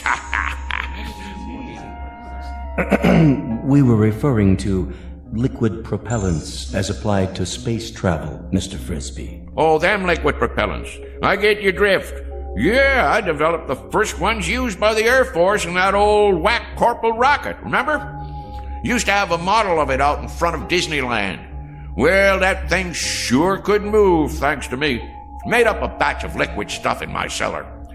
Folks around town wanted me to run for Congress after that, being as how I got the country back into the space race. But if there's one thing I ain't, it's conceited. I figure it's a man's patriotic duty to invent liquid propellants if he has a mind to. And I had a mind to. Why, even as a boy, when I was attending Princeton University on a special scholarship, they used to call me Old Liquid Propellant Frisbee. Next question. Forgive me, Mr. Frisbee, but you mentioned Princeton University, did you not? Sure did, young fellow. Nice place, too. Real homey. Of course not as homey as Pitchville Flats. But it was my understanding that you attended the University of Wichita. That one, too. I can see how you'd get a mite confused. It happens to be a fact that I hold degrees in 38 major universities and advanced schools of learning. Amazing. What on earth? It beggars the imagination. I also got me one of them Rhodes scholarships over in England one time, but I had to turn it down because I wouldn't bow to the Queen. Next question. No more? In that case, well, I'll just get on home to dinner. I said it was getting late and I have to get home to dinner. Hey, you guys. About time I was leaving. I gather that you don't quite understand the situation, Mr. Frisbee. How's that? You're not going home for dinner. You shall have dinner here. Here? Precisely. In exactly, 14 minutes by your measure of time, we'll be departing. Departing? From where to where? From here to our planet. You see, Mr. Frisbee, our assignment here was to secure a representative Earth species, the most brilliant we could find. There seems to be no question that your accomplishments are far and away more extensive than any other human beings. Mine? Now, wait a minute. Now, hold on there. You fellas got the wrong idea. Why, I'm just a plain old country boy, a bumpkin. I'm a bumpkin. That's what I am. Just a rube with a big mouth. Come now, Mr. Frisbee. You do yourself a terrible injustice. We know all about you and your accomplishments. My accomplishments. Mister, the one accomplishment you fellas didn't pick up on is the fact that I am the gall-darndest liar that ever walked the pike. I spin the longest yarn west of the Rockies, and I'm not talking about exaggerating. I'm talking about lies. I mean lies. Mr. Frisbee. Don't you get it? I'm a liar. I ain't got enough truth in me to raise a bump on a bee. There are some terms that have no equivalent in our language. This word, lie, that you mentioned. Dang right, lie. That there is the opposite of the truth. Don't you have that on your planet? Have what, Mr. Frisbee? Have a fella that runs around talking the bull off a nickel? I'm afraid not. We have no concept of this term. You mean whatever somebody says goes without saying? That is the truth? So everything I told you, every doggone piece of harebrained guff I've been throwing at you, you believe it? And now you're taking me up to your planet so you can stick me in a cage? Oh, hardly that, Mr. Frisbee. It won't be a cage. We'll naturally have to keep you confined, much as we do the other specimens we've collected. We've got a marvelously entertaining Venusian. He sings simultaneously in 8 different octaves, and he accompanies himself on percussion with his tail. Now, you listen to me. I'm a bona fide American citizen, and I got my rights. And furthermore... Please contain yourself, Mr. Frisbee. Since we'll be departing very shortly, you have your choice of dinner now or later. Perhaps you'd prefer waiting. What is your pleasure? I'll tell you what my pleasure is. My pleasure is to punch you right smack dab on the jaw. What the... Don't be alarmed, Mr. Frisbee. That was only a mask, a disguise we use to pass among Earthlings. This is my real face underneath. I hope its appearance doesn't unduly disturb you. Mr. Frisbee? Whoa! Mr. Frisbee!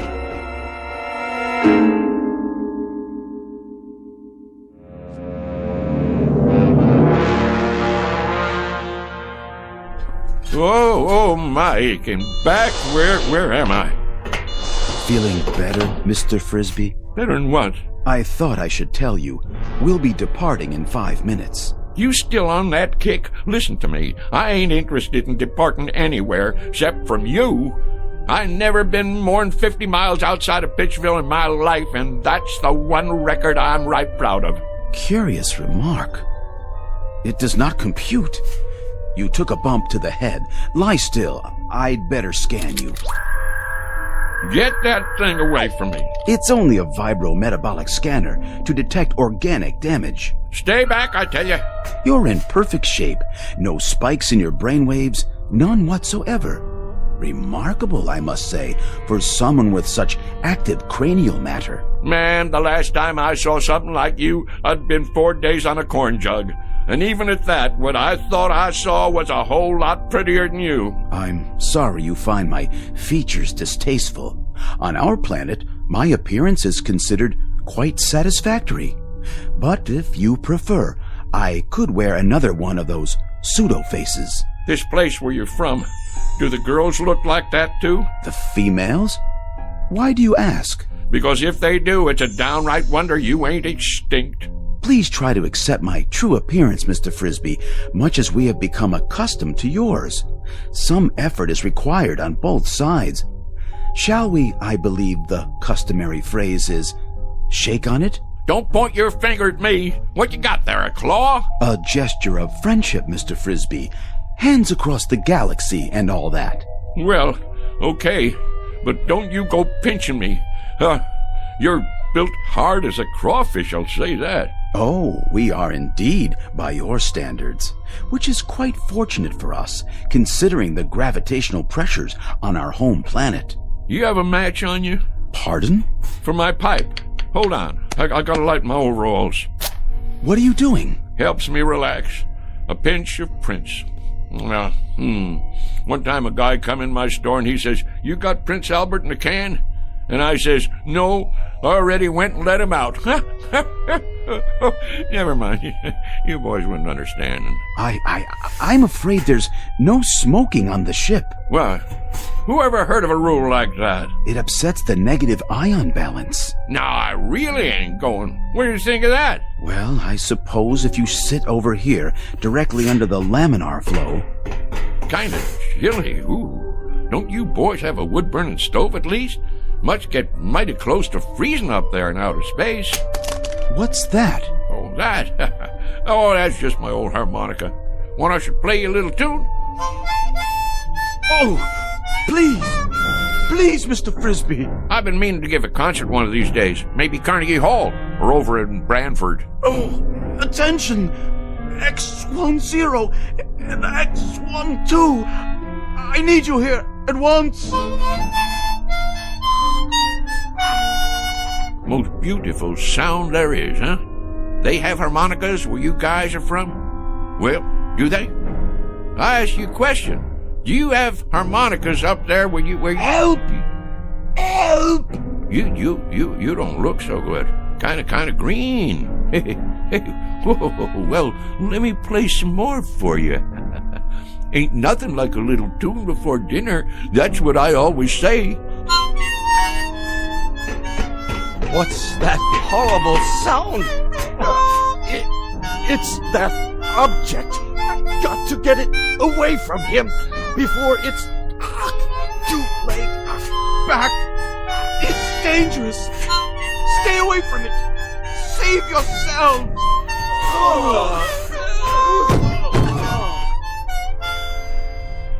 What's the matter, boys? Don't you like my playing? Boys? Oh, boys! Frisbee, old son, something tells me this is your chance. You better make tracks, and I mean now. They didn't call you old mile-a-minute Frisbee for nothing. Get moving. What are you doing out of your room, Mr. Frisbee? Mr. Frisbee!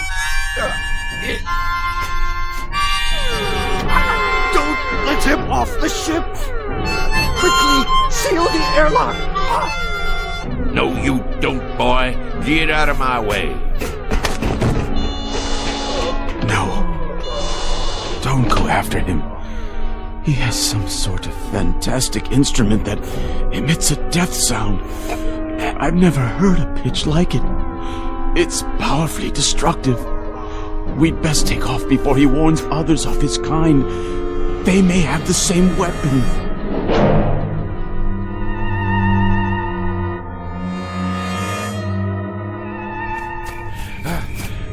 Can't catch this old boy, can you? Go on, get out of here. Get on back where you come from. That's it. Scout.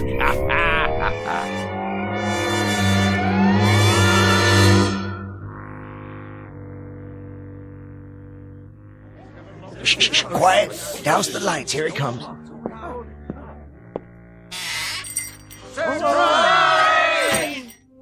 What's going on here? Will somebody tell me what's happening here? What do you mean, what's happening? It's your birthday, ain't it? As if you didn't know. And this here is a surprise party. As if you didn't know that either. Congratulations, Frisbee. Put her there, old buddy. Well, I sure didn't expect nothing like this. The heck you didn't. The present. Give him the present, dadgummit. I've been waiting all day for this. Got it right here.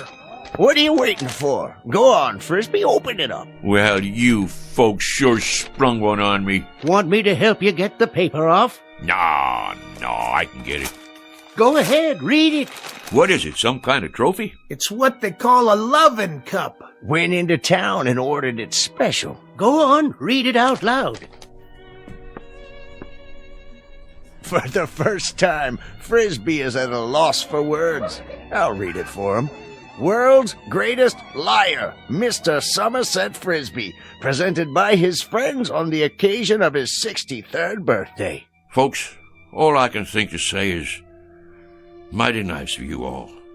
Mighty nice. Ain't you gonna make a speech? Yeah, Frisbee. Tell us one of them real whoppers. Like where you been the last couple of hours? Was you inventing something? Or maybe you just took a quick trip to the moon? Well, you ain't far wrong, and that's a fact. I knowed it. I've been waiting for this all day. First off, you know who them fellas was in that car? Which car? That little foreign job come in here for gas, remember? The President of the United States and the Secret Service. Well, I'll tell you who them fellas was. They was from outer space. Oh, isn't he the living end? And somehow or other they picked me up in the air, right down there by the hollow, and I floated over to their flying saucer, and they took me inside, and then they was gonna kidnap me and take me to their planet. And you was gonna be their leader, Frisbee? But it's true. They was just about to kidnap me. Wanted to make me their A1 prize specimen. Oh, the whole Galactic Council was watching. They even had a guy from Venus who could sing 8 different ways from sundown. And play the drum with his tail. Well, sir, you know how I stopped them? You talked them to death? No, not that. It weren't nothing, really. Just took out my mouth harp and blowed a little tune, something like this. You know what happened then? I'm sure you're gonna tell us. I've been waiting all day for this. They just plumb fainted away. Now that I can believe. Play us a tune, Somerset, the way you used to. Well, I suppose I could do that, if you really want to hear it. Wait a minute. There it is. Didn't I tell you it was going to rain? Sure I did. I can feel it in these old bones of mine. Yes, sir. What did I tell you? What did I tell you? Ain't he the perfect limit? Ain't he the be-all and end-all?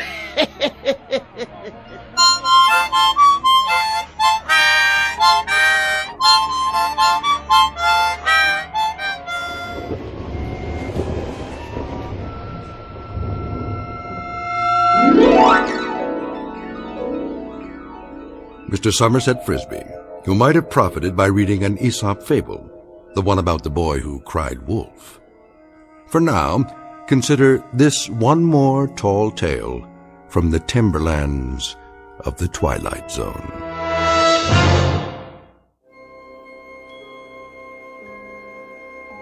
Hi, this is Carl Amari, producer of the Twilight Zone radio dramas. I'd like to take a moment to tell you about our official website at twilightzoneradio.com. where you'll get the latest news and information on these Twilight Zone radio dramas. Plus, at twilightzoneradio.com, you can digitally download 3 free episodes or any of our episodes for only $1.95 each. In this age of ever-changing technology, we've decided to make these episodes instantly available to you by making the Twilight Zone radio dramas a digital download-only series. This means that this series will no longer be offered on CD. The CD collections at our website are now being offered while supplies last at buy one, get one free. So be sure to get your favorites before they're sold out. Be sure to visit us often, and I'll see you in the zone.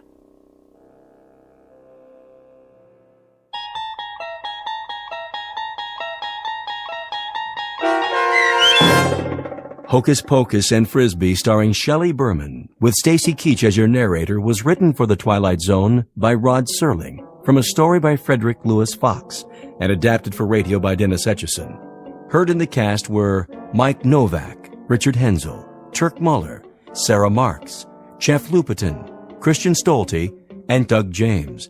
To learn more about the Twilight Zone radio dramas and to obtain audio cassettes and CDs of these programs, visit our website at twilightzoneradio.com.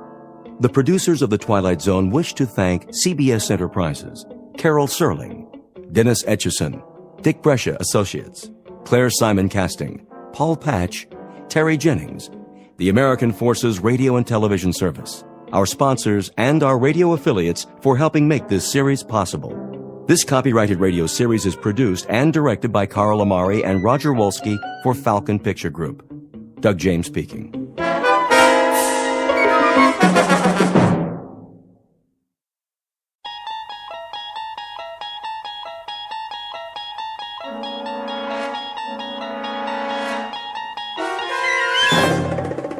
You're traveling through another dimension, a dimension not only of sight and sound, but of mind.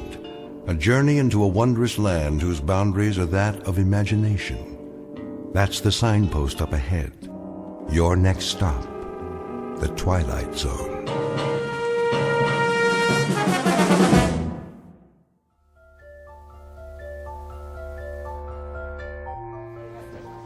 How much is this? Shall I wrap it up for you, ma'am? I got all my Christmas shopping done. I need one more present for Uncle Fred.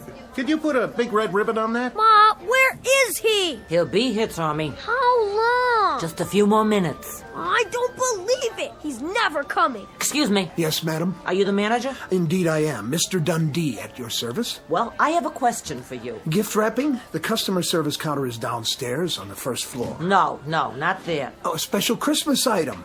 I'm sure we can find something. What exactly were you... Listen to me, Mr. Dundee. See this sign? What about it? What does it say? Santa will return at 6 o'clock. It's almost 6:30. Oh, yes. Well, you see... And my boy's been waiting all year to see him. We can't stand in line forever. I'll look into it, madam. Perhaps Santa has been detained. So many presents to wrap up at the North Pole. I'm sure the boy understands. You don't know my boy. Listen up, Dundee. If the guy in the red suit doesn't show in 5 minutes, we're going to another department store. Oh, really? That won't be necessary. I want to talk to Santa. How now, son? Where is he?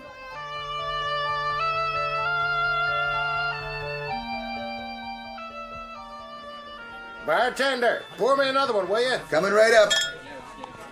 Hey, Corwin. Yeah. See the clock on the wall? What about it? You told me to tell you when it was 6:30? Well, it's 6:30. That's exactly what it is. 6:30 on the dot. So what happens now? You turn into a reindeer? Would that was so. One more, my good man. That's 5 drinks. No, 6. And a sandwich. You owe me, Santa. Relax. I've got your money right here. Say, will you look at that? Where? Those two at the window. Little boy and little girl. Sad faces, don't you think? Yeah, they peek in here, they see Santa getting plastered. Real nice. Go on, show! That's not what's eating them. What is it then? They know there isn't really a Santa Claus. No kidding. Why do you suppose that is? How's that? Don't you ever wonder? Why there isn't a real one? For kids, I mean. What am I, a philosopher? You know what your trouble is, Corwin? You let that stupid red suit go to your head. Here's your change. I'll flip you for it. Double or nothing. What do you think this is, Atlantic City? Come on, eat your sandwich and get out of here. I've had enough to eat. Where's my drink? I'm coming. Oh, ouch. And keep your fingers out of the till. All right. Can't you take a joke? I catch you doing that one more time, I'm gonna break both your arms up to your shoulder blades. Now go on, get out of here. What's going on? Nothing, just Santa trying to hoist the joint. What's that for? Your tip, my good man.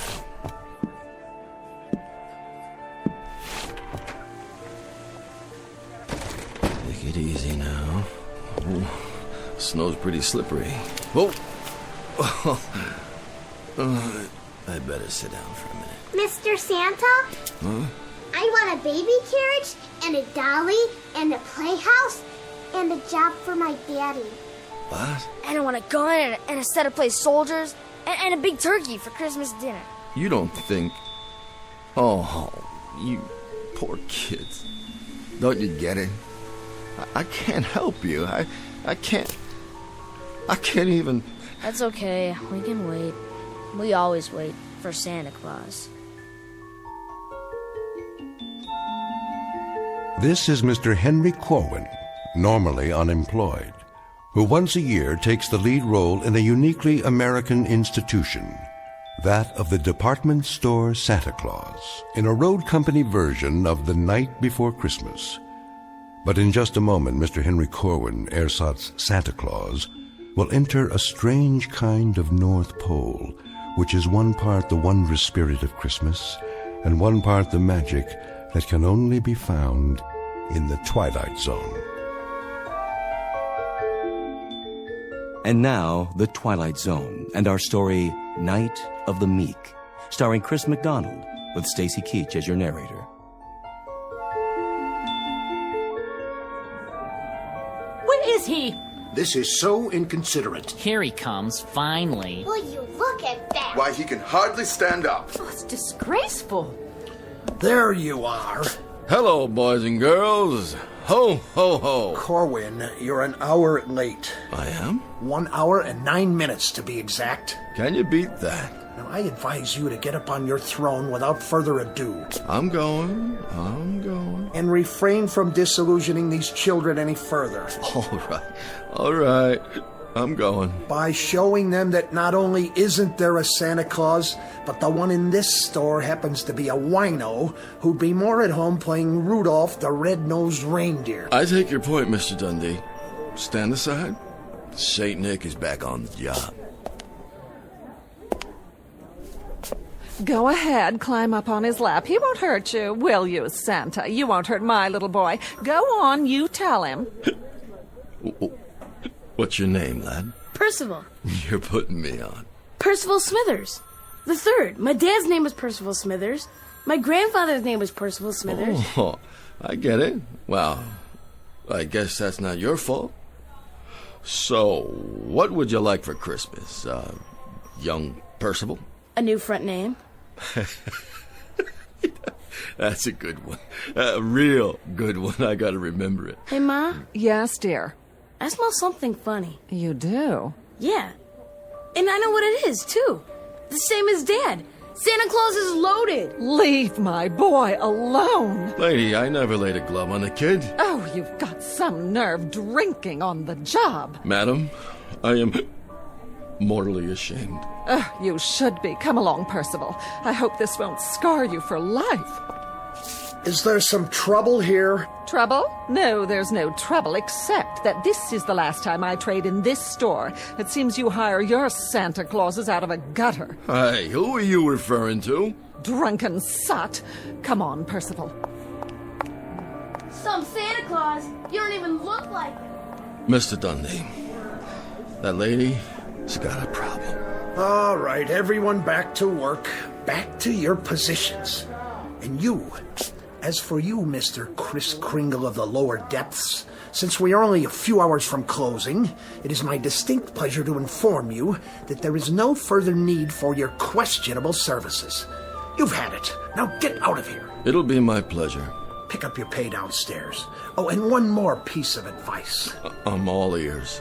Get that moth-eaten red suit back to where you rented it before you really tie one on and destroy it for good and all, you drunk. Thank you ever so much, Mr. Dundee. As to my drinking, it is indefensible. You have my abject apologies. Don't waste your breath. That just doesn't cut it with me anymore. But I have feelings, you know? Plain old human feelings, same as anybody. And I find of late that I have very little choice in the matter of how I express my emotions. I can either drink or I can weep. And drinking is so much more subtle. Will you please leave? But as to my alleged insubordination, I assure you I was not rude to that woman. Someone should remind her that Christmas isn't just barging up and down department store aisles and pushing people out of the way. Or when I'm warning you. Someone should tell her that Christmas is something quite different from that. It's richer and finer and truer, and it should come with patience and love and charity, compassion. That's what I would have told her, had she given me the chance. My, how philosophical, Mr. Corwin. Perhaps, as your parting words, you can tell us how we go about living up to those grand Yule standards which you have so graciously laid out for us. I don't know how. I wouldn't know how to explain it, especially to you. All I know is that I am an aging, purposeless relic of another time and place. A different way of life. And now, I don't know how it happened, but one day I woke up and found myself living in a dirty rooming house on a street that's filled with hungry kids and shabby, scared people. Good people. Where the only thing to come down the chimney on Christmas Eve or any other day of the year is more poverty. Keep your voice down. And if you must know, another reason I drink is so that when I walk up and down the tenements, I can think to myself just for a little while that they really are the North Pole, and the children are elves, and I'm really Santa Claus, bringing a bag of beautiful things for all of them. Every last one. That's enough out of you. I wish, Mr. Dundee, on just one Christmas, only one, that I could see some of the hopeless ones, the dreamless ones. On just one Christmas, I'd like to see the meek really inherit the earth. So that's why I drink, Mr. Dundee, and that's why I weep. Who is that guy? Never heard anyone talk to Mr. Dundee like that. I never heard anybody talk like that.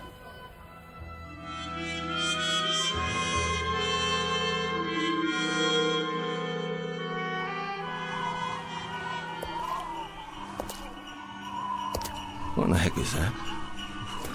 Sleigh bells? Yeah, sure it is. Better get home and sober up. Could have sworn I heard... Who's there? In the alley. Stop hiding behind those garbage cans. What are you afraid of? Come out so I can see you. Oh, give a start there, kitty. I gotta get sober. Look at the mess you've made. All right, I'll clean it up. Put the cans back in the bag.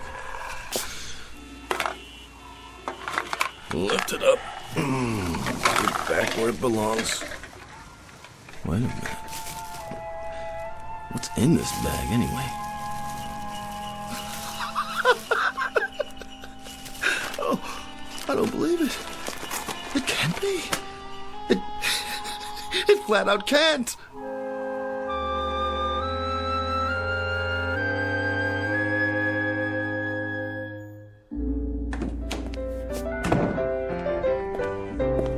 Excuse me, sister. Is this the Delancey Street Mission House? It is.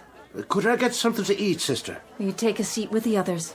Have yourself a nice cup of coffee. Oh, sure. Dinner will be served after the sermon. Gotcha. Okay. Thank you, sister. God bless you. Have a seat. At least the coffee's hot. Sit down and take a load off. The sermon ain't so bad. No, it don't take long. Here's a chair. Don't mind if I do.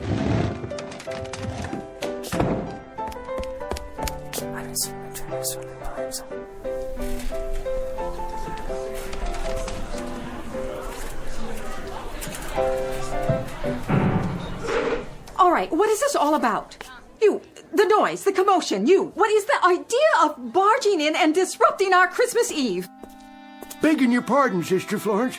I ain't touched a drop since last Thursday, and that's the gospel truth. But I swear to you right now... You mustn't swear. On account I seen him with my own eyes. He's coming. Who? Him. Him? Santa Claus is coming to town. Oh, I thank you for the thought. He's coming up the street heading this way, and he's giving everybody their heart's desire. Oh, yeah, sure. Santa Claus? Are you kidding me? Pour yourself a cup of coffee. Black. Merry Christmas! I told you, sister, it's him. Now, what'll be your pleasure this year, gentlemen? How about you? Me? Yes, sirree. Well, I'd sort of like to have a new pipe. Ha ha! Let me take a look at my bag. Here you go. A new meerschaum. How's that? Oh, thank you. Thank you kindly. How about you? A woolen sweater? A woolen sweater you shall have. Size? Who cares? Here you go. Next. Some new shoes? How about some pipe tobacco? A carton of cigarettes? Another sweater, maybe? Slippers. A smoking jacket. Where did you get all these gifts? Sister Florence, don't ask me to explain because I can't. I'm as much in the dark as anybody else. All I know is that I've got a bag here that gives everybody just what they want for Christmas. As long as it's putting out. Let's see here. What do you need? How about a new dress, sister? All wrapped up with a pretty ribbon for you. Well, we'll see about that. Don't you want your present? Let's open it for her. Well, looky, an evening gown. And it's strapless. There he is. There he is. That's the man. What's your name? Henry Corwin, officer. At least it was Henry Corwin. Maybe now it's Mr. S. Claus or Kris Kringle. I don't know anymore. You're drunk, Corwin. Is that it? Naturally, I'm drunk. I'm drunk with the spirit of the Yule. I'm intoxicated with the wonder that is Christmas Eve. I'm inebriated with joy and with delight. Yes, officer, I am quite indubitably drunk. All right. Hold on there. I'm going to get to the bottom of this. You can begin by handing over that bag of yours right now. Wait a minute. You got no call. The bag, or I'm placing you under arrest. You can't arrest Santa Claus. I sure can. And I can arrest every one of you. So let's have that bag, or we're all going down to the station house.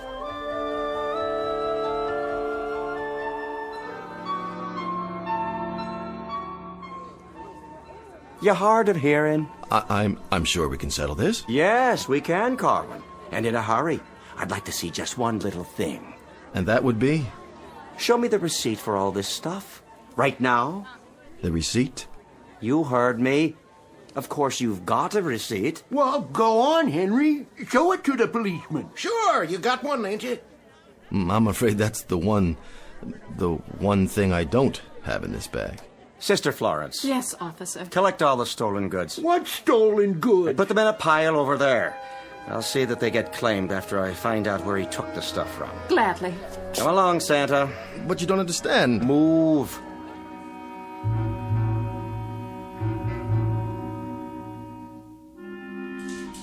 I want to report a missing person. Yes, ma'am. Fill out a report.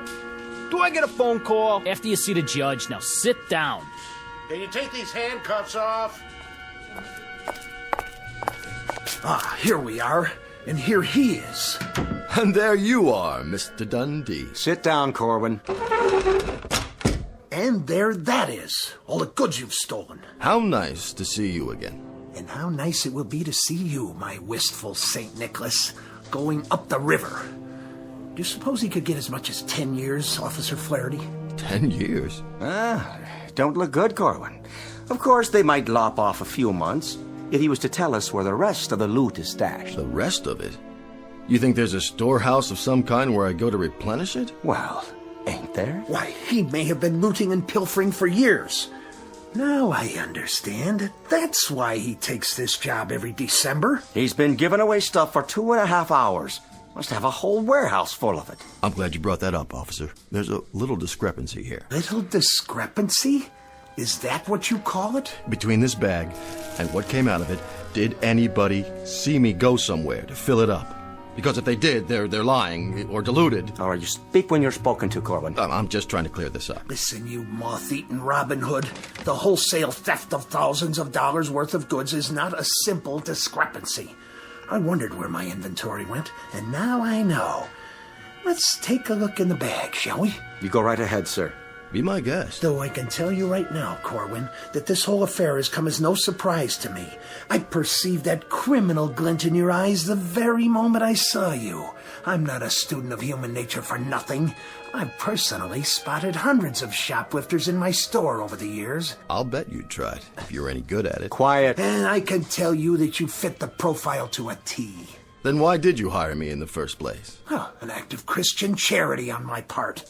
I try and I try to do for you people. What people? And this is the thanks I get. Maybe if you tried hard enough, I wouldn't need a bag like this. All right, enough already. Mr. Dundee, you go ahead and you check in the bag. Believe it or not, I got other cases to handle here tonight. It will be a pleasure to achieve satisfaction. To catch him red-handed, as it were. Well, suit yourself, Mr. Dundee. Go ahead. Reach right in. Who let that cat in here? It was in the bag under all this... We'll be adding cruelty to animals to the charges now. Under what? Coffee grounds and empty tin cans? Looks like garbage to me, wouldn't you agree? He must have switched it. Where's the real bag? Mr. Dundee, you seem to have, put your finger on the problem. All your fingers, it looks like. Messy, isn't it? Yeah, this isn't funny. No? Give me something to wipe my hands. Well, I guess the bag can't seem to make up its mind whether to give out gifts or garbage. Well, it was giving out gifts when I seen it. Whatever they wanted, Corwin was supplying. And it wasn't trash neither. It was Christmas presents, toys, all kinds of things. Expensive stuff, believe you me. You might as well admit it, Corwin. Oh, I admit it. Well then, there you are. But I believe the essence of our problem here is that we're dealing with a most unusual bag. One that is both more and less than it seems. So you are some sort of magician con artist. A magician? I love those guys. You know, this reminds me of a trick I saw once. Called himself Misto the Magnificent. Used to work down in Coney Island where they had those sideshows. He had a thing called the Never Empty Lotta. You know what a lotta is, officer? What's your point, Corwin? A vase, an urn, sort of. And he'd pour out water, glass after glass full, till it was empty. And then he'd pick it up and start all over again. Couldn't figure out how he did it. But this bag here, I guess it's like the never empty lotta. Only thing is, I'm no magician. I wouldn't know how to work it anyway. Whatever's going on, it's out of my hands. Some greater power is at work. I'm just the one who happened to be there at the right time and the right place. All right, no more talk. I told you I'm a busy man. For now, Corwin, my advice to you is clean up this mess and get out of my police station before I find a reason to book you. All right. If that's what you want, happy to oblige. Just like that? You're letting him go? My hands are tied. There's no evidence. And you, Officer Flaherty, call yourself a policeman? Hey, now. Well, I suppose it's a demanding task to distinguish between a bag full of garbage and an inventory of expensive stolen gifts. Too demanding for a civil servant whose salary is paid by my store's city taxes. You can believe me, Mr. Dundee. It's just like Corwin says. We must be dealing with something supernatural here. Oh, in other words, all anyone needs to do is ask this man to make a little abracadabra for them, and no sooner said than done. I don't know how it works, but I can Well, go ahead. Prove it. I told you, I'm no magician. Well, it seems miracles are the order of the day, aren't they? Don't go getting sacrilegious. You want me to drop the charges? Well, Let's put him to a little test. I can't just pull a rabbit out of a hat. Oh, it's to be a rabbit now, is it? Instead of a cat? If you'd listen. Let me see. I fancy... Oh, how about a bottle of cherry brandy? Vintage 1903, if your mystical bag is in the mood to deliver. 1903. That's a good year. A very good year. Try this. I hope you like the gift wrapping. And as for you, Officer Flatter... Well, but I guess you two can share the bottle, can't you? What in heaven's name? Where did you get this? Enjoy it, gentlemen. I'll be going now. And to all, a good night.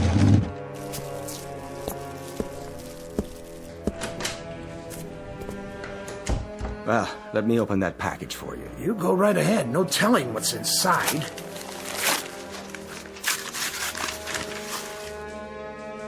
Well, would you look at that? Is it a real bottle? Looks like one. Feels like it, too. It is a magic trick.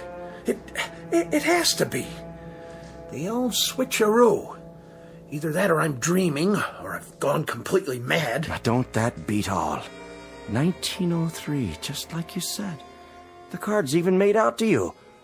To Mr. Dundee from Santa. Here you go. You look like you need it, Mr. Dundee. Give me that.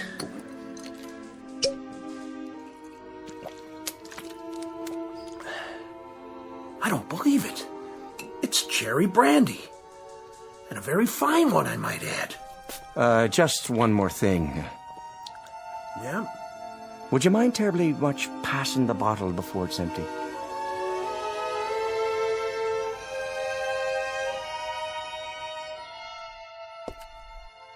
Funny. The bag isn't that heavy. There he is! There's Santa! Come on, he's got presents. Ho, ho, ho! Merry Christmas! Merry Christmas! I want a jacket. And mittens! And a train. Diesel or steam? No, electric. And how about you? I'd like... Well... Go on, say it. What's your heart's desire? A dolly, please.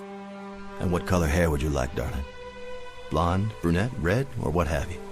Anything's okay. Here you go. Blonde hair, just like you. Oh, thank you, Santa Claus. I love you.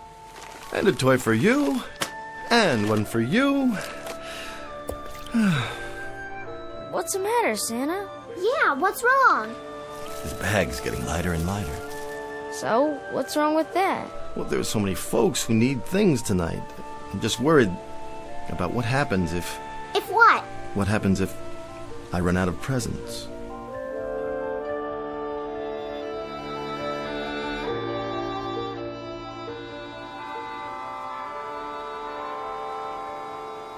There it is. Midnight. Could have guessed it. Am I the last one? You are. Last present in this bag. If someone else needs it. Go ahead. I got mine already. Well, if you're sure it's all right. I don't see anybody else around, do you? No? Then here you go, ma'am. It's all yours. Thank you so much. I hope it's something you can use, my dear. Oh, it is a beautiful new blanket to keep out the cold. Thank you so much. Don't mention it. Yep, looks like your bag's empty, all right. That it is. So, what are you gonna do now? Oh, I'll go on home, I guess. Nothing left to do. Good idea. How about you, old fellow? Me? I can find lots of good places to sleep tonight, only this time I got these great big old socks you give me to keep me warm. Hope they fit. Oh, they're gonna fit just fine. Oh, hey, Santa. Oh, can I call you that? Well, might as well. One last time. I kind of like it. I was thinking... That can be dangerous, my friend. Well, it just ain't right. What isn't? What do you get out of it? Well, don't worry about me. I have had the best Christmas of anybody, ever. With nothing for yourself? Not a single thing? Just the best Christmas since the beginning of time. Their faces, the look in their eyes. Do you know something? I can't think of anything I want. Not a single thing. Aw, quit joshing me. I'm serious. When I look around, I think the only thing I ever wanted was to be able to do something like this. To be the biggest gift giver ever, so folks would feel a little bit better, at least for a while. And in a way, I've had that tonight. A real pleasure. I'm just sorry it has to end. Sure, but you could use something. Well, if I did have a choice, any choice at all of a gift. Go on, you're entitled. I guess I'd wish I could do this every year. Now, that would be some kind of gift, wouldn't it? Lot of work, though. It'd be worth it. That'd sure be something. Oh, you take her easy now. God bless you, and a Merry Christmas. Merry Christmas to you, Santa.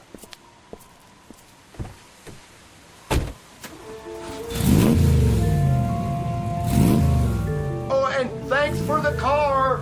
Don't mention it.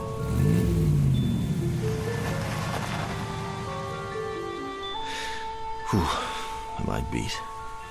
Now, how'd I get here? That's the alley. Guess I better put the bag back where I found it. What's all this? Looks like somebody's throwing out their Christmas decorations already. That's no decoration. That's your sled. Yeah, sure. A sled and a reindeer right here in the alley just for me.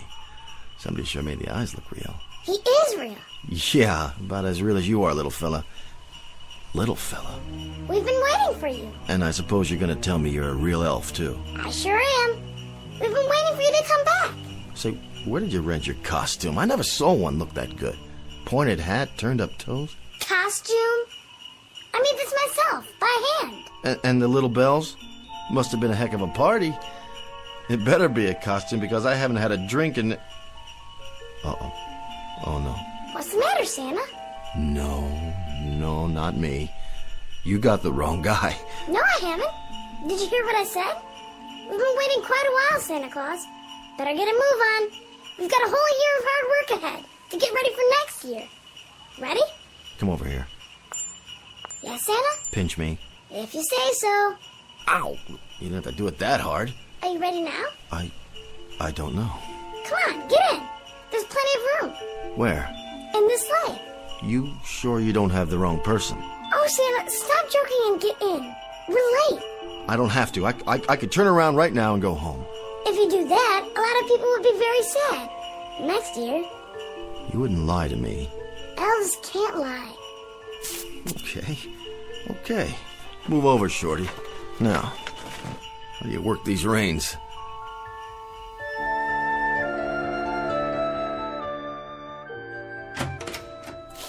Good night, Officer Flaherty. Night, Mr. Dundee. So long, fellas. My regards to everybody in the precinct. And a Merry Christmas to you both. Night, boys. See you all in the morning. Watch yourself out there. It's mighty cold. Now, don't you worry about me. Tonight, I'm feeling no pain. Going home now, Mr. Flaherty? That I am. Going home, Mr. Dundee. Assuming I can find me way. I'm sure you will. Left foot, right, left, right. Try to walk a straight line to the lamppost. Where? Over there. Hang on, I'll hold you up. And you, Mr. Dundee, home is it? Home, Mr. Flaherty. Well, I'll walk you a ways, if you don't mind. We could stop off for a nightcap. Well, now there's a pub right around the corner. That is a thought. Just a nip, you know. To warm the soul. For thy stomach and thy infirmities. Isn't that what the good book says? I do believe it does, Mr. Dundee. You know something else, officer. Now, why don't you tell me?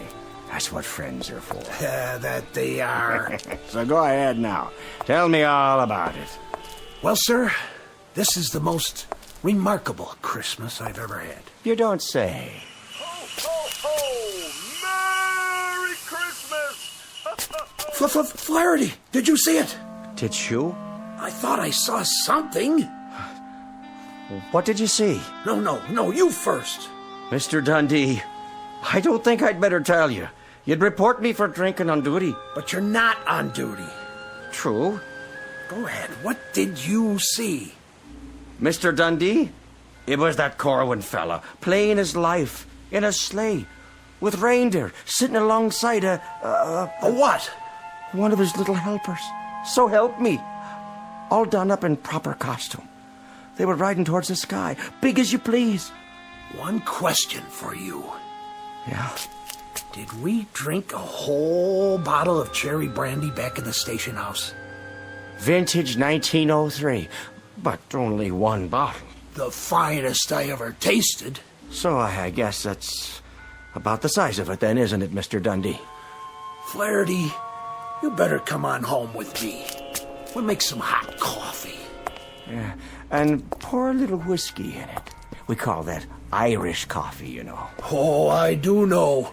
And then we'll talk some more about all this. Sort it out. What is there to say? If a man can't believe his own eyes, what can he believe? Then, well, thank God for miracles, Mr. Flaherty. That we will, Mr. Dundee. That we will.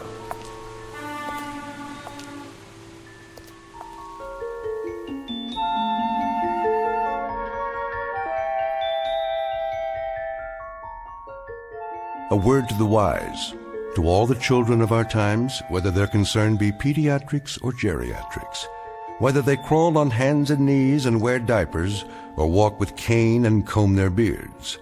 There is a wondrous magic to Christmas, and there is a special power reserved for little people. In short, there is nothing mightier than the truly meek. And so, a Merry Christmas to each and to all a good night, from those of us here in the Twilight Zone.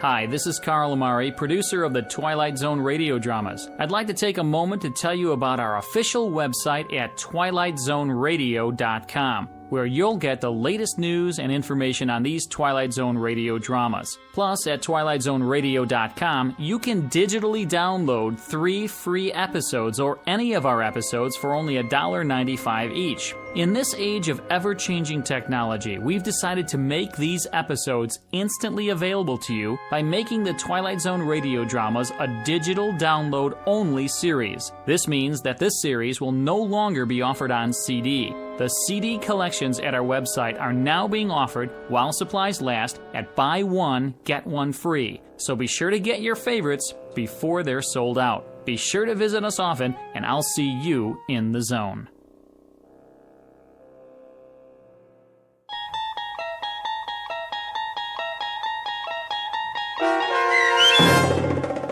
Night of the Meek, starring Chris McDonald, with Stacy Keach as your narrator, was written for The Twilight Zone by Rod Serling and adapted for radio by Dennis Etchison.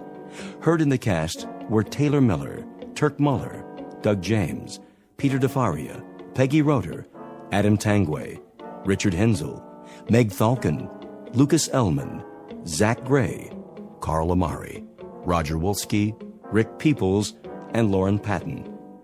To learn more about the Twilight Zone radio dramas and to obtain audio cassettes and CDs of these programs, visit our website at twilightzoneradio.com. This copyrighted radio series is produced and directed by Carl Amari and Roger Wolski for Falcon Picture Group.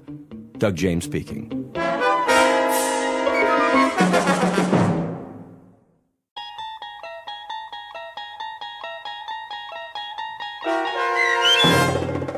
Ring-a-Ding Girl, starring Sarah Wayne Callies, with Stacy Keach as your narrator, was adapted for radio by Dennis Etchison and written for The Twilight Zone by Earl Hamner Jr. Heard in the cast were Meg Thalken, David Darlow, Christian Stolte, Doug James, Fernette Lebo, Kurt Nabig, and Carl Amari. To learn more about the Twilight Zone radio dramas and to obtain audio cassettes and CDs of these programs, visit our website at twilightzoneradio.com. The producers of The Twilight Zone wish to thank CBS Enterprises, Carol Serling, Dennis Etchison, Dick Brescia Associates, Claire Simon Casting, Terry Jennings, XM Satellite Radio, the American Forces Radio and Television Service, Sirius Satellite Radio, our sponsors and our radio affiliates for helping make this series possible. This copyrighted radio series is produced and directed by Carl Amari and Roger Wolski for Falcon Picture Group. Doug James speaking.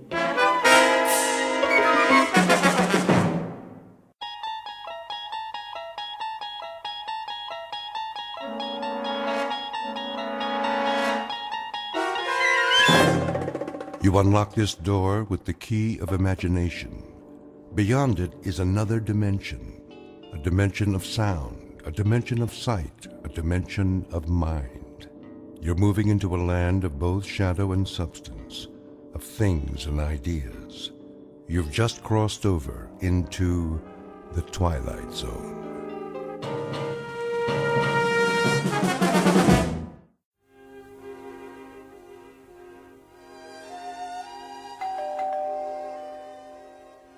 Cece? Yes? Get that, will you? Right away. Just a minute.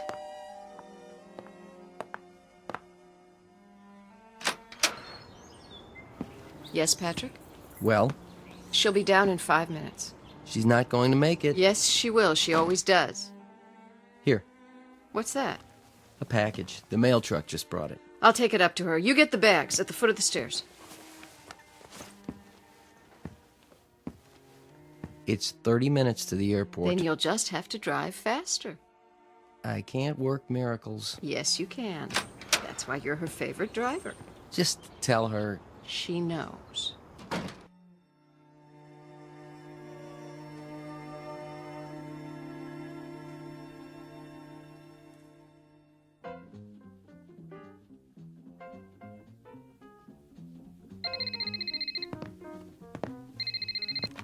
Ring-a-ding girl. Hello, Ivor. Yes, I know the limousine is waiting. And I know what time the plane takes off. I promise you I'll make it. No, I am not procrastinating, even though I don't want to make this picture. Because I don't want to go to Rome. I don't like to fly. Yes, Ivor, I know, and you are making me even later. Love you too. Bye. How's it coming? My agent's nervous. So am I. You've got 25 minutes to get to the airport. Won't they hold the plane? Not forever. You'd better go into fast forward. Everything's packed. I'll wear the mink. Carry my ring case down to Patrick, will you please? You're taking all of them? It was your idea, wasn't it? It was my idea that it might be good publicity if the ring-a-ding girl collected rings. Not that she take them everywhere she goes. But I haven't decided which one to wear. What's in the package? It just came. Special delivery. You can open it on the way. I adore presents. The plane can wait. Bunny, please. Please accept the enclosed as a token of our affection from your fan club in Howardville. Isn't that sweet? Do you know where Howardville is? Doesn't everyone? You'll catch a glimpse of it if you look down. We fly over it. Hooray for us. Howardville is my hometown. They're my most loyal fans. You know, I wouldn't be here if it weren't for them. They actually took up a collection to pay my way to the screen test. I wonder what they've sent me now. You find out. I'll get your precious jewelry down to the car.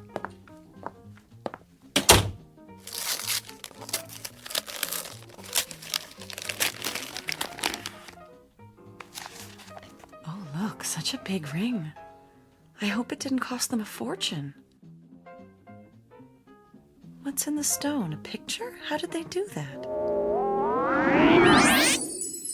Bunny, this is your sister. Come home, Bunny. Please, I need you. Come home right now.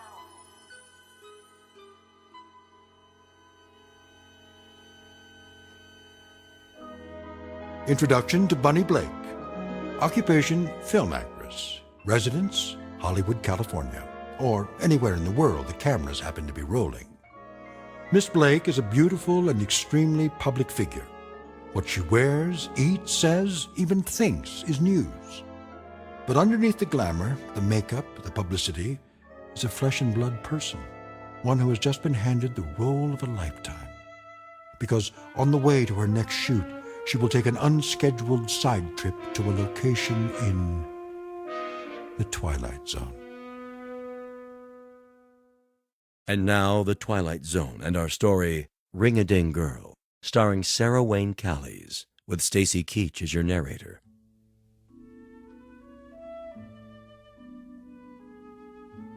And I'll have the sports scores plus the top stories from Howardville and the surrounding area. But first, the weather. Hurry up. Looks like we might be in for some showers. There's a low Bud. pressure trough moving in from the northeast. Yeah? Let's take a look at the Doppler. There we go. That high pressure Bud. front is moving in, bringing Yes, with it I some high said. altitude precipitation. I need the No picnic storm basket from the advisory yet, but cellar. Stay tuned throughout the day for updates every 23 Soon as he minutes. gives the scores. For all you folks in the southern part of the county, the annual picnic and fundraiser is happening this afternoon. Bud, better carry an umbrella just Now, to be on the safe. Buster, I'm packing the sandwiches just as soon as I finish vacuuming. The news guy said it's gonna rain. I know he did. So does the radio. But just in the northern part of the county. Now, get me that picnic basket. Did you clean your room? Not yet. Then get a move on. I'm going. Did you mow the lawn yet? Oh, Mom. We had an agreement. You want your allowance, don't you? Yes, ma'am. Then let me hear that lawnmower. Okay. Thank you. Would you plug in the vacuum cleaner cord for me, please? Isn't there a law against child labor in this state? Now, young man.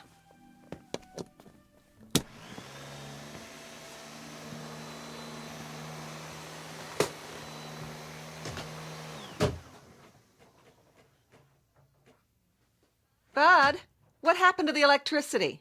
Bud? Who pulled the cord out of the... Boo. Oh! Bunny! She remembers. Oh, come here. Let me get a look at you. It's been so long. I can't believe it. I've been looking forward to this. I think about you all the time. So good to be home.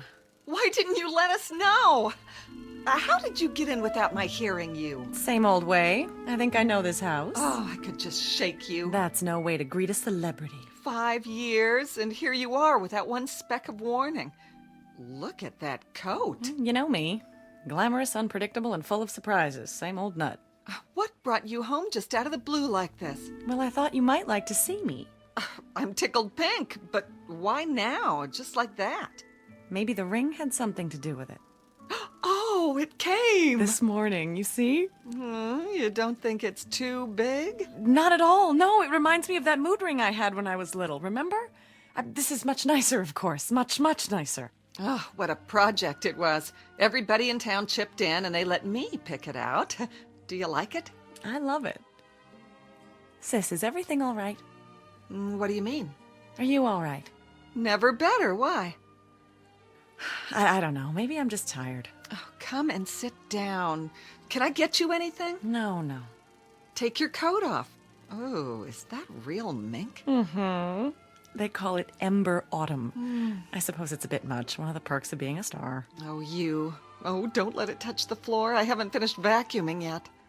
This is the way we do it in Hollywood, darling. They teach you to do it in acting class. Off one shoulder, then the other, then drop it like so. Oh. It's supposed to show that you really don't care because you've got 10 more at home in the closet. Then you move your hips like this. Ooh, that walk didn't come from acting class. My one natural talent. Oh, Bunny, we are so proud of you. The whole town is. Are we going to get to keep you for a while? Just for the day, I'm afraid. Oh, but that's not nearly long enough. I know. I'm stealing time as it is. They want me in Rome. Rome? But I got to the airport, and right at the last minute, I said, no, I'm going home instead. I got the basket. Now can I... Whoa. And who is this divine man? You remember Bud? Aunt Bunny? Surely this isn't Bud. So handsome. I thought he was my next leading man. Aw, I get it. Mom says you're always cracking jokes. And she was right, but I don't joke about everything. You want a soda pop or something? I can get you one if... Weren't you going to clean your room? We can do that later. I haven't seen him in ages. It's so good to be home. I'm anxious to see everybody, all my old friends. Well, you came at the right time. Remember the Founders' Day picnic? Oh, how could I forget? Do they still have the beauty pageant? They sure do. The year I won was what got me started. My picture in the paper? Someone on the coast saw it? The picnic's this afternoon. Everyone in town will be there. Why don't you come with us? The picnic? Bud and I have to go. I'm on the food committee and Bud's a lifeguard. Picnic. We promised we'd be there. Bunny, what's the matter? Are you all right? Come over to the couch. I'm fine. Just let me sit down. I don't know what's wrong with me. I didn't get much sleep. Oh, take my arm. Bud, get on the other side. I'm fine, I'm telling you. Bunny? Bunny? Hello, ladies and What is that? Do you hear it? Hear what? Is the television on? No. Bunny? Bunny? And a special hello to you, Bunny Blake, wherever you are. Bunny, for the love of God, come home. We need you. We need you. Need you. Need you. Need you.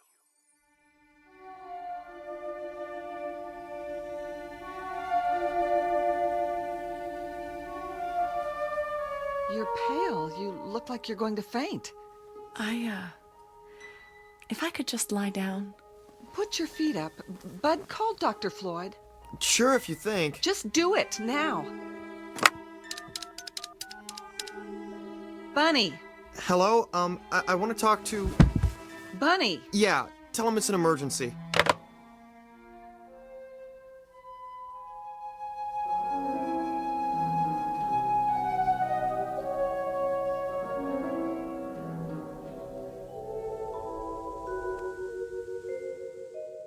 And open. There. Well, what's the verdict? Will I live or will I die? Temperature's normal. Pulse is strong enough. You do seem a little tired. I played a nurse once in a movie. Doctor reminded me of you. The gruff but kindly old family physician. I saw it. The medical profession should have sued. Stay off your feet a while longer. Oh, please, don't you get it? I was faking. About being sick, I mean. I just wanted to see you. I'm flattered. Do you have to smoke? It calms my nerves. Quite the contrary, actually. Still the same old Dr. Floyd. You haven't changed. That I don't believe. I delivered you, after all. Sorry, I don't remember. What's your diagnosis? In a nutshell, one exhausted young lady. What do you do out in Hollywood, anyway? I glow. Wind me up and I give off incandescent sparkles. Isn't that what stars do? I'd say you've been sparkling a little too much lately. What you need is sleep, rest, fresh air, and some of Hildy's good cooking. I want you to take it easy for a while. I'd love to oblige you, kind sir, but that's impossible.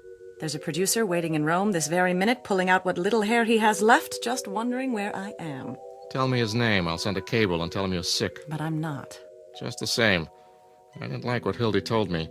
She said you had some kind of seizure. That's silly. She thought you were in shock. You seem not to hear or see her. It was a performance. Evidently a very convincing one. I told you it was all an excuse to get you over here.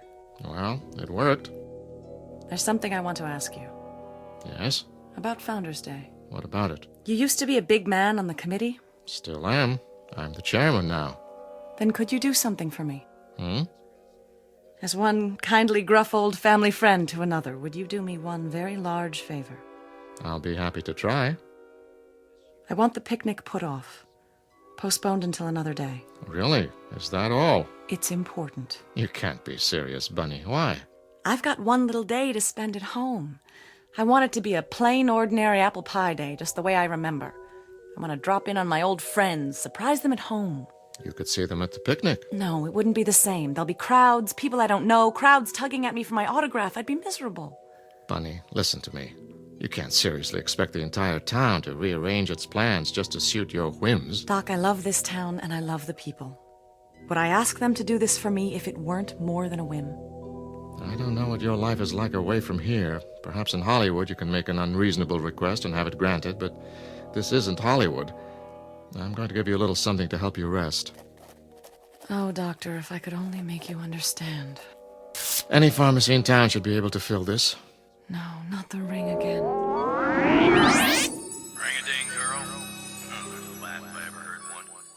You don't fool Cyrus Gentry. Who do you think you are, Miss Snippet? All high and mighty, coming back here like you was somebody special. Go back to where you belong, Bunny Blake. Go back. Go back. Go back. Oh. Don't you want your prescription, Bunny? Excuse me, Doctor, I don't belong here. Bunny? Bunny?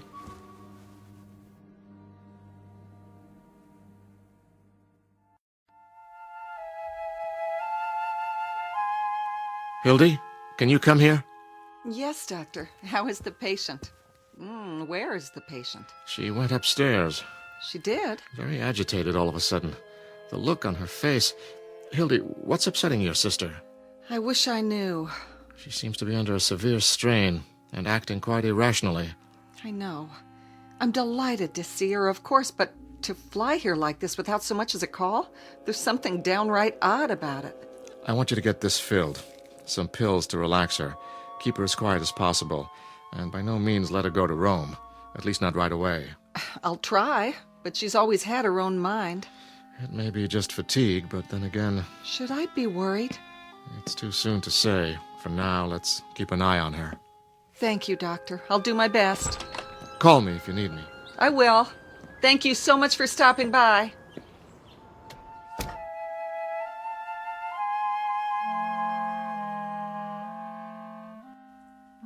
Bud? Yeah. Is your car running? Sure is. Why? This is a prescription for Aunt Bunny's medicine. Get it filled as quickly as you can. Okay. What's the matter with her, Mom? I'm not sure.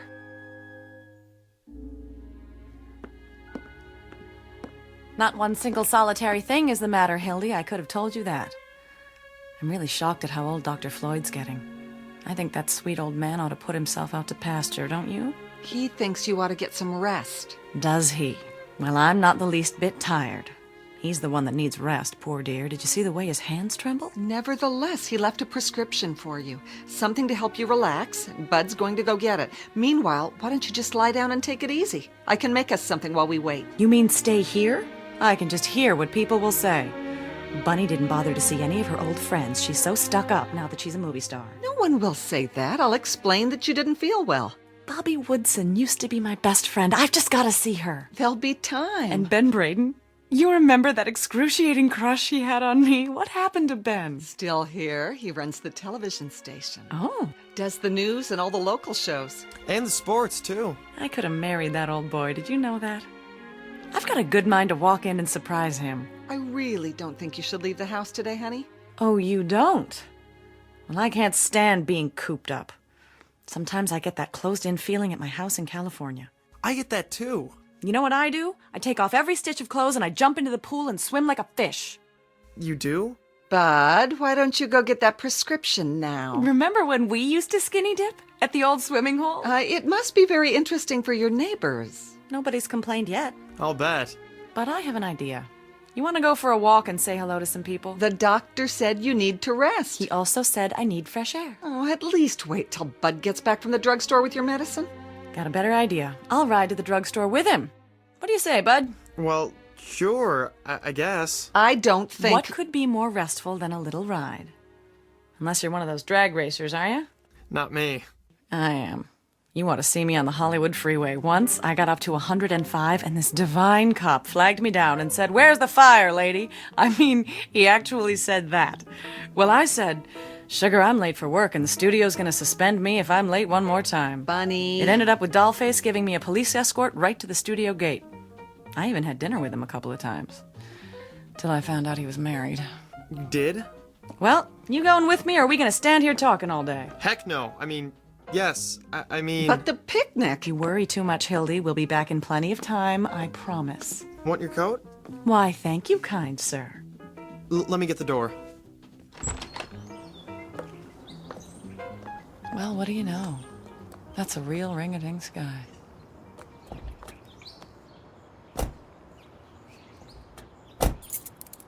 Drive carefully, Bud. Don't be long, you two.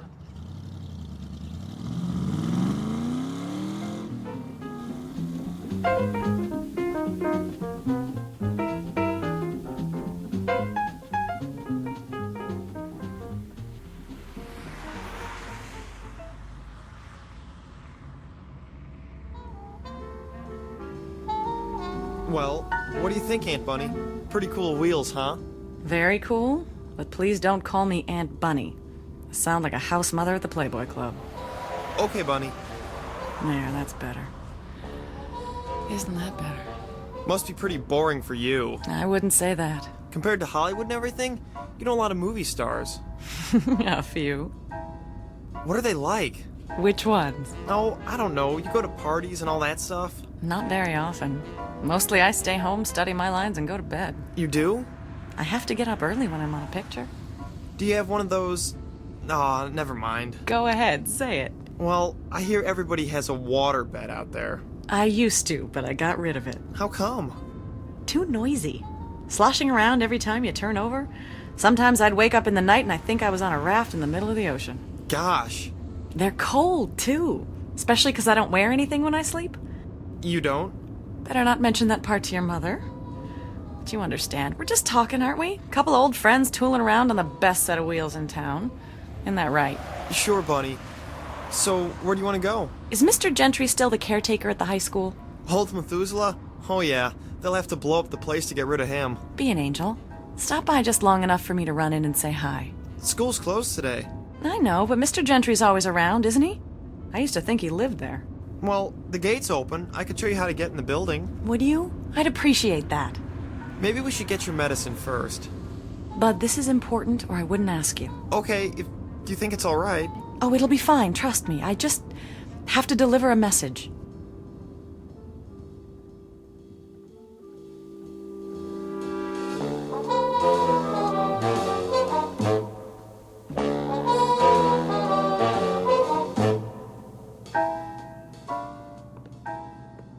Mr. Gentry? Are you in here, Mr. Who's there?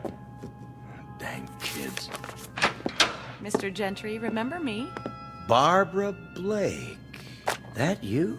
It's me. How are you? I'm kicking pretty high for an old man. So you finally came back. Get your fill of Hollywood, did you? No, I like it there. It's not what you think. Isn't it? We read all about the hijinks you get into. Can't say I'd be proud of it. I don't know what you mean, Mr. Gentry. It's just a town like any other. What brings you back here, Barbara? I'm not sure. It was an impulse. You picked a time. The Founders' Day celebration. Not that you'd be interested. But I am interested. That's why I need your help. My help? I want you to do something for me. Unlock the doors to the school auditorium. What for? Some people might show up, and if they do, I want you to let them in. Not me. Nope, I'm going to the picnic. Please, Mr. Gentry, I know you don't like me, but this is important. It's terribly important. Barbara Blake. Always asking for favors. Wanting to be treated like somebody special. Maybe you forgot those doors are open all day long. You want to come here, you can walk in just like anybody else. Thank you, Mr. Gentry. It was wonderful to see you. Anything else I can do you for? Just one. Mr. Gentry, I can't explain it yet, and if I did, you wouldn't believe me. But please don't go to the picnic. Take my word for it, you mustn't. Not this year.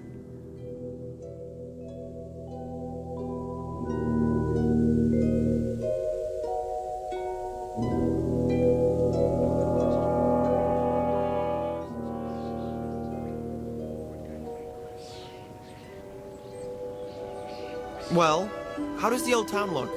So good, I wonder why I ever left. Why did you leave, I mean? Oh, I guess I could have stayed and done Blythe's Spirit in the little theater and played an angel in the church pageant at Christmas time, but I was too ambitious. Too talented, you mean? Oh, I don't know if it was that. I knew I had some talent and I had to find a place for it to grow. Otherwise, it would have died and I'd have ended up frustrated, pushing a broom around a house I couldn't stand and screaming at a brood of children. Can you understand that, Bud? I sure can. Well, you've got your prescription. Want to go home now? Wait. What's the matter? Ladies and gentlemen, this is the captain. We're running into a little rough weather. Fasten your seatbelts, please. It might get a little bumpy up here. Bunny, something wrong with your ring? What? Oh. Oh, no, nothing at all. It's just the way it catches the light. Sometimes I think I see a picture in it. Yeah. Do you want to go home? Is the television station still on this street? Uh-huh. Right over there. Wait for me, will you, Bud? I'll be right back.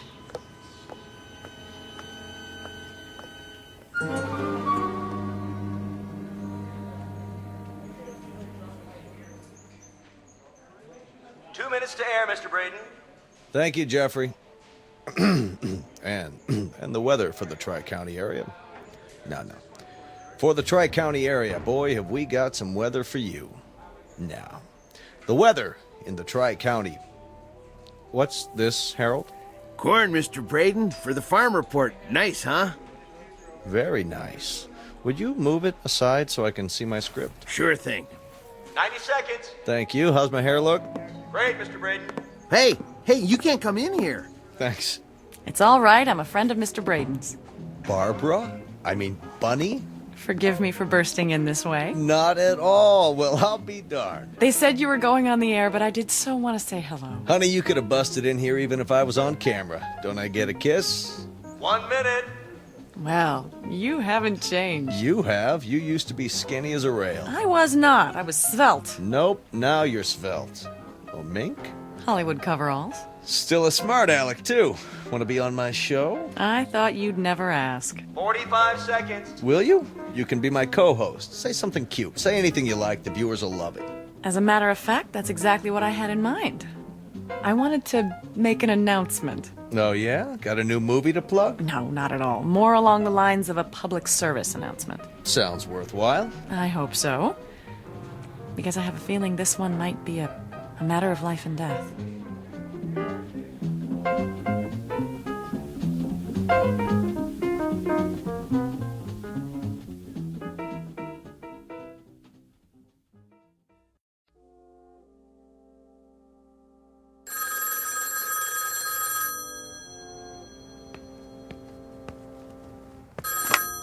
Hello?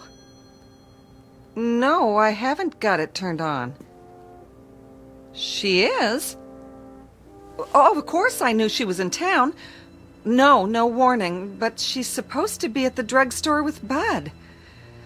Yes, Clara, I'll call you back.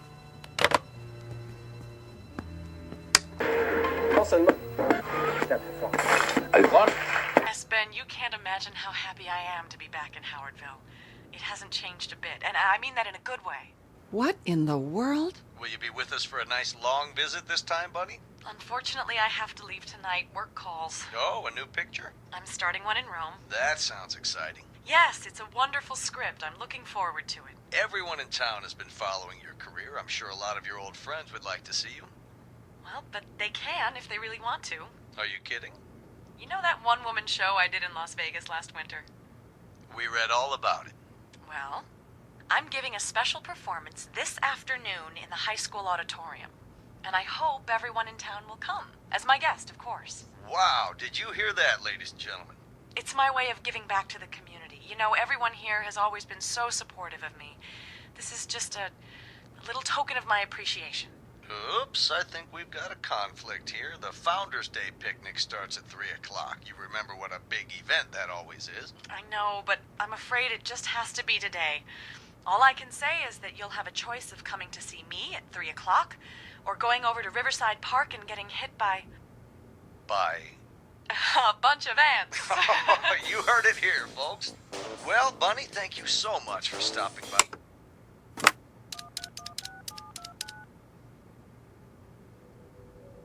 Clara? I just heard. I swear I don't know a thing about it. I thought she was on her way back from the drugstore, and now here she is on TV.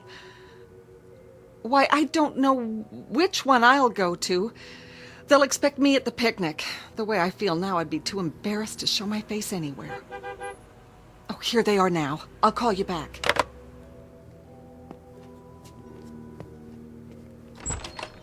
Hi, Mom. Sorry we took so long. Go to your room. Bunny, I'm trying not to be angry with you because you must have lost your mind. I told you there was going to be an explosion, buddy boy. I can explain. I said you're excused. Yes, ma'am. It wasn't his fault. This is nothing to joke about. People are calling here. And what do they say? They're confused. They don't know whether to go to the picnic or this, whatever it is you're putting on at the school. I can understand that, but... What are you trying to do? I owe this town, Hildy. It's just my way of paying back a debt. It doesn't look that way. It looks like you're a show-off. A big celebrity who's trying to impress a lot of small-town hicks. That's not it at all. Then what is it? Sis, let's not fight. I can't condone what you're doing, Bunny, and I won't be a part of it. Bud and I will be at the picnic. Oh, Hildy, you don't understand. No. Not the ring. Is that Howardville down there? That's it. That fly speck next to the river. That's what you wanted to go home to? Forget it, Bunny. We don't have time.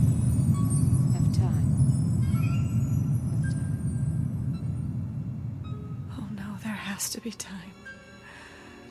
What else can I do? Barb? What's the matter? Nobody understands what I'm trying to do. It's not for me, not this time. Please don't cry. Oh, honey, there are some things about you I'll never understand. But if this performance means so much to you... It does. Then don't you worry. We'll be there, I promise.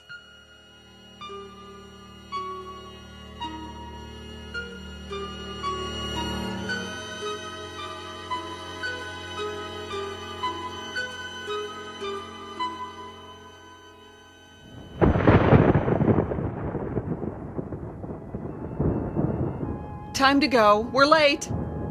Don't worry. One thing's for sure. They can't start the show till I get there. Ooh, better take an umbrella. Thanks. Bud, we're waiting. I can't find my blue tie. Then wear another one. We're late as it is. You'd better fire your weatherman. Now, Bud. Coming. The streets will be a fright. Remember how we used to lie in our beds on rainy nights and talk to each other when we were kids? Oh, it was fun, wasn't it? Being kids. It was special. I'll never forget it. It's raining really heavy.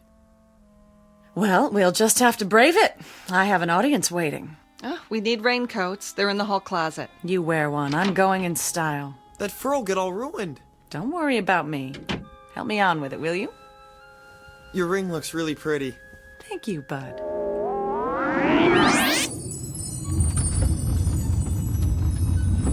We've hit some unexpected turbulence, so please remain seated. We'll get through it all right, folks.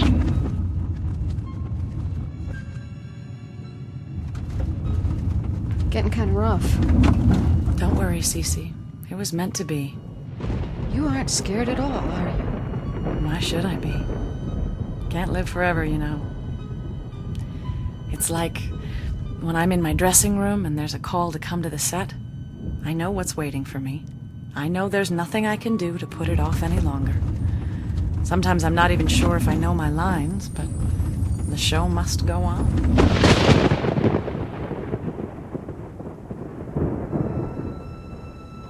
Hildy. Yes? I'm going now. I'm coming. Not this time. What do you mean? And Hildy, thank you. For what? For being my sister. I always loved you, you know. Bunny? That one's a fire engine. Sounds like an awful lot of them. Turn on the news. Goodbye, Hildy. And Buddy, take good care. Bunny? Major disaster. We'll bring you updates as they come in. For now, the Highway Patrol has issued a bulletin for everyone to remain inside. Hello? Mrs. Blake? Yes. This is Jim Haddock with the State Troopers. Oh, what is it, Jim? I'm out at the park. I thought you ought to know. Know what?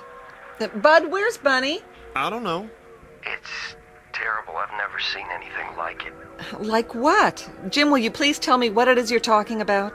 The crash. It happened minutes ago. What crash? Passenger jet. LA to New York. Got torn up in that storm. Crashed right in the middle of the picnic grounds. Hildy, your sister is dead. Bunny is dead. Dead? That's crazy. She was a passenger on that plane. She and another woman sitting right next to each other. Jim, my sister is here, now. I saw the body myself. Hildy, there's no mistake. It was Bunny Blake. I'm sorry to be the one to tell you, but... Bunny? Bunny, where are you? She's not here, Mom. Want to hear the news? Fortunately, only a Bunny? handful of people attended this year's Founders Day picnic, so a disaster of even greater proportions was averted. Bunny! Most of the population is safe at the high school auditorium, where they gathered for a special performance by our own local celebrity, Miss Bunny Blake. Conflicting reports claimed that she was a passenger on the ill-fated plane, but witnesses swear, I would swear, that she was here in Howardville this afternoon. Until the mystery is solved, only one thing is certain. There's been a terrible crash, the worst in the state's history. Bunny!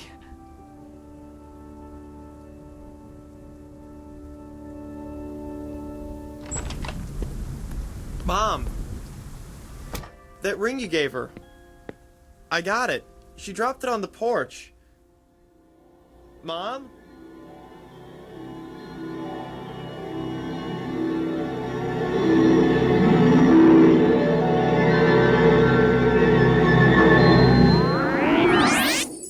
We are all travelers. The trip starts in a place called birth and ends at a distant location known as death. And that's the end of the journey, unless, like Bunny Blake, you happen to make one last curtain call on a misty stage somewhere in the Twilight Zone.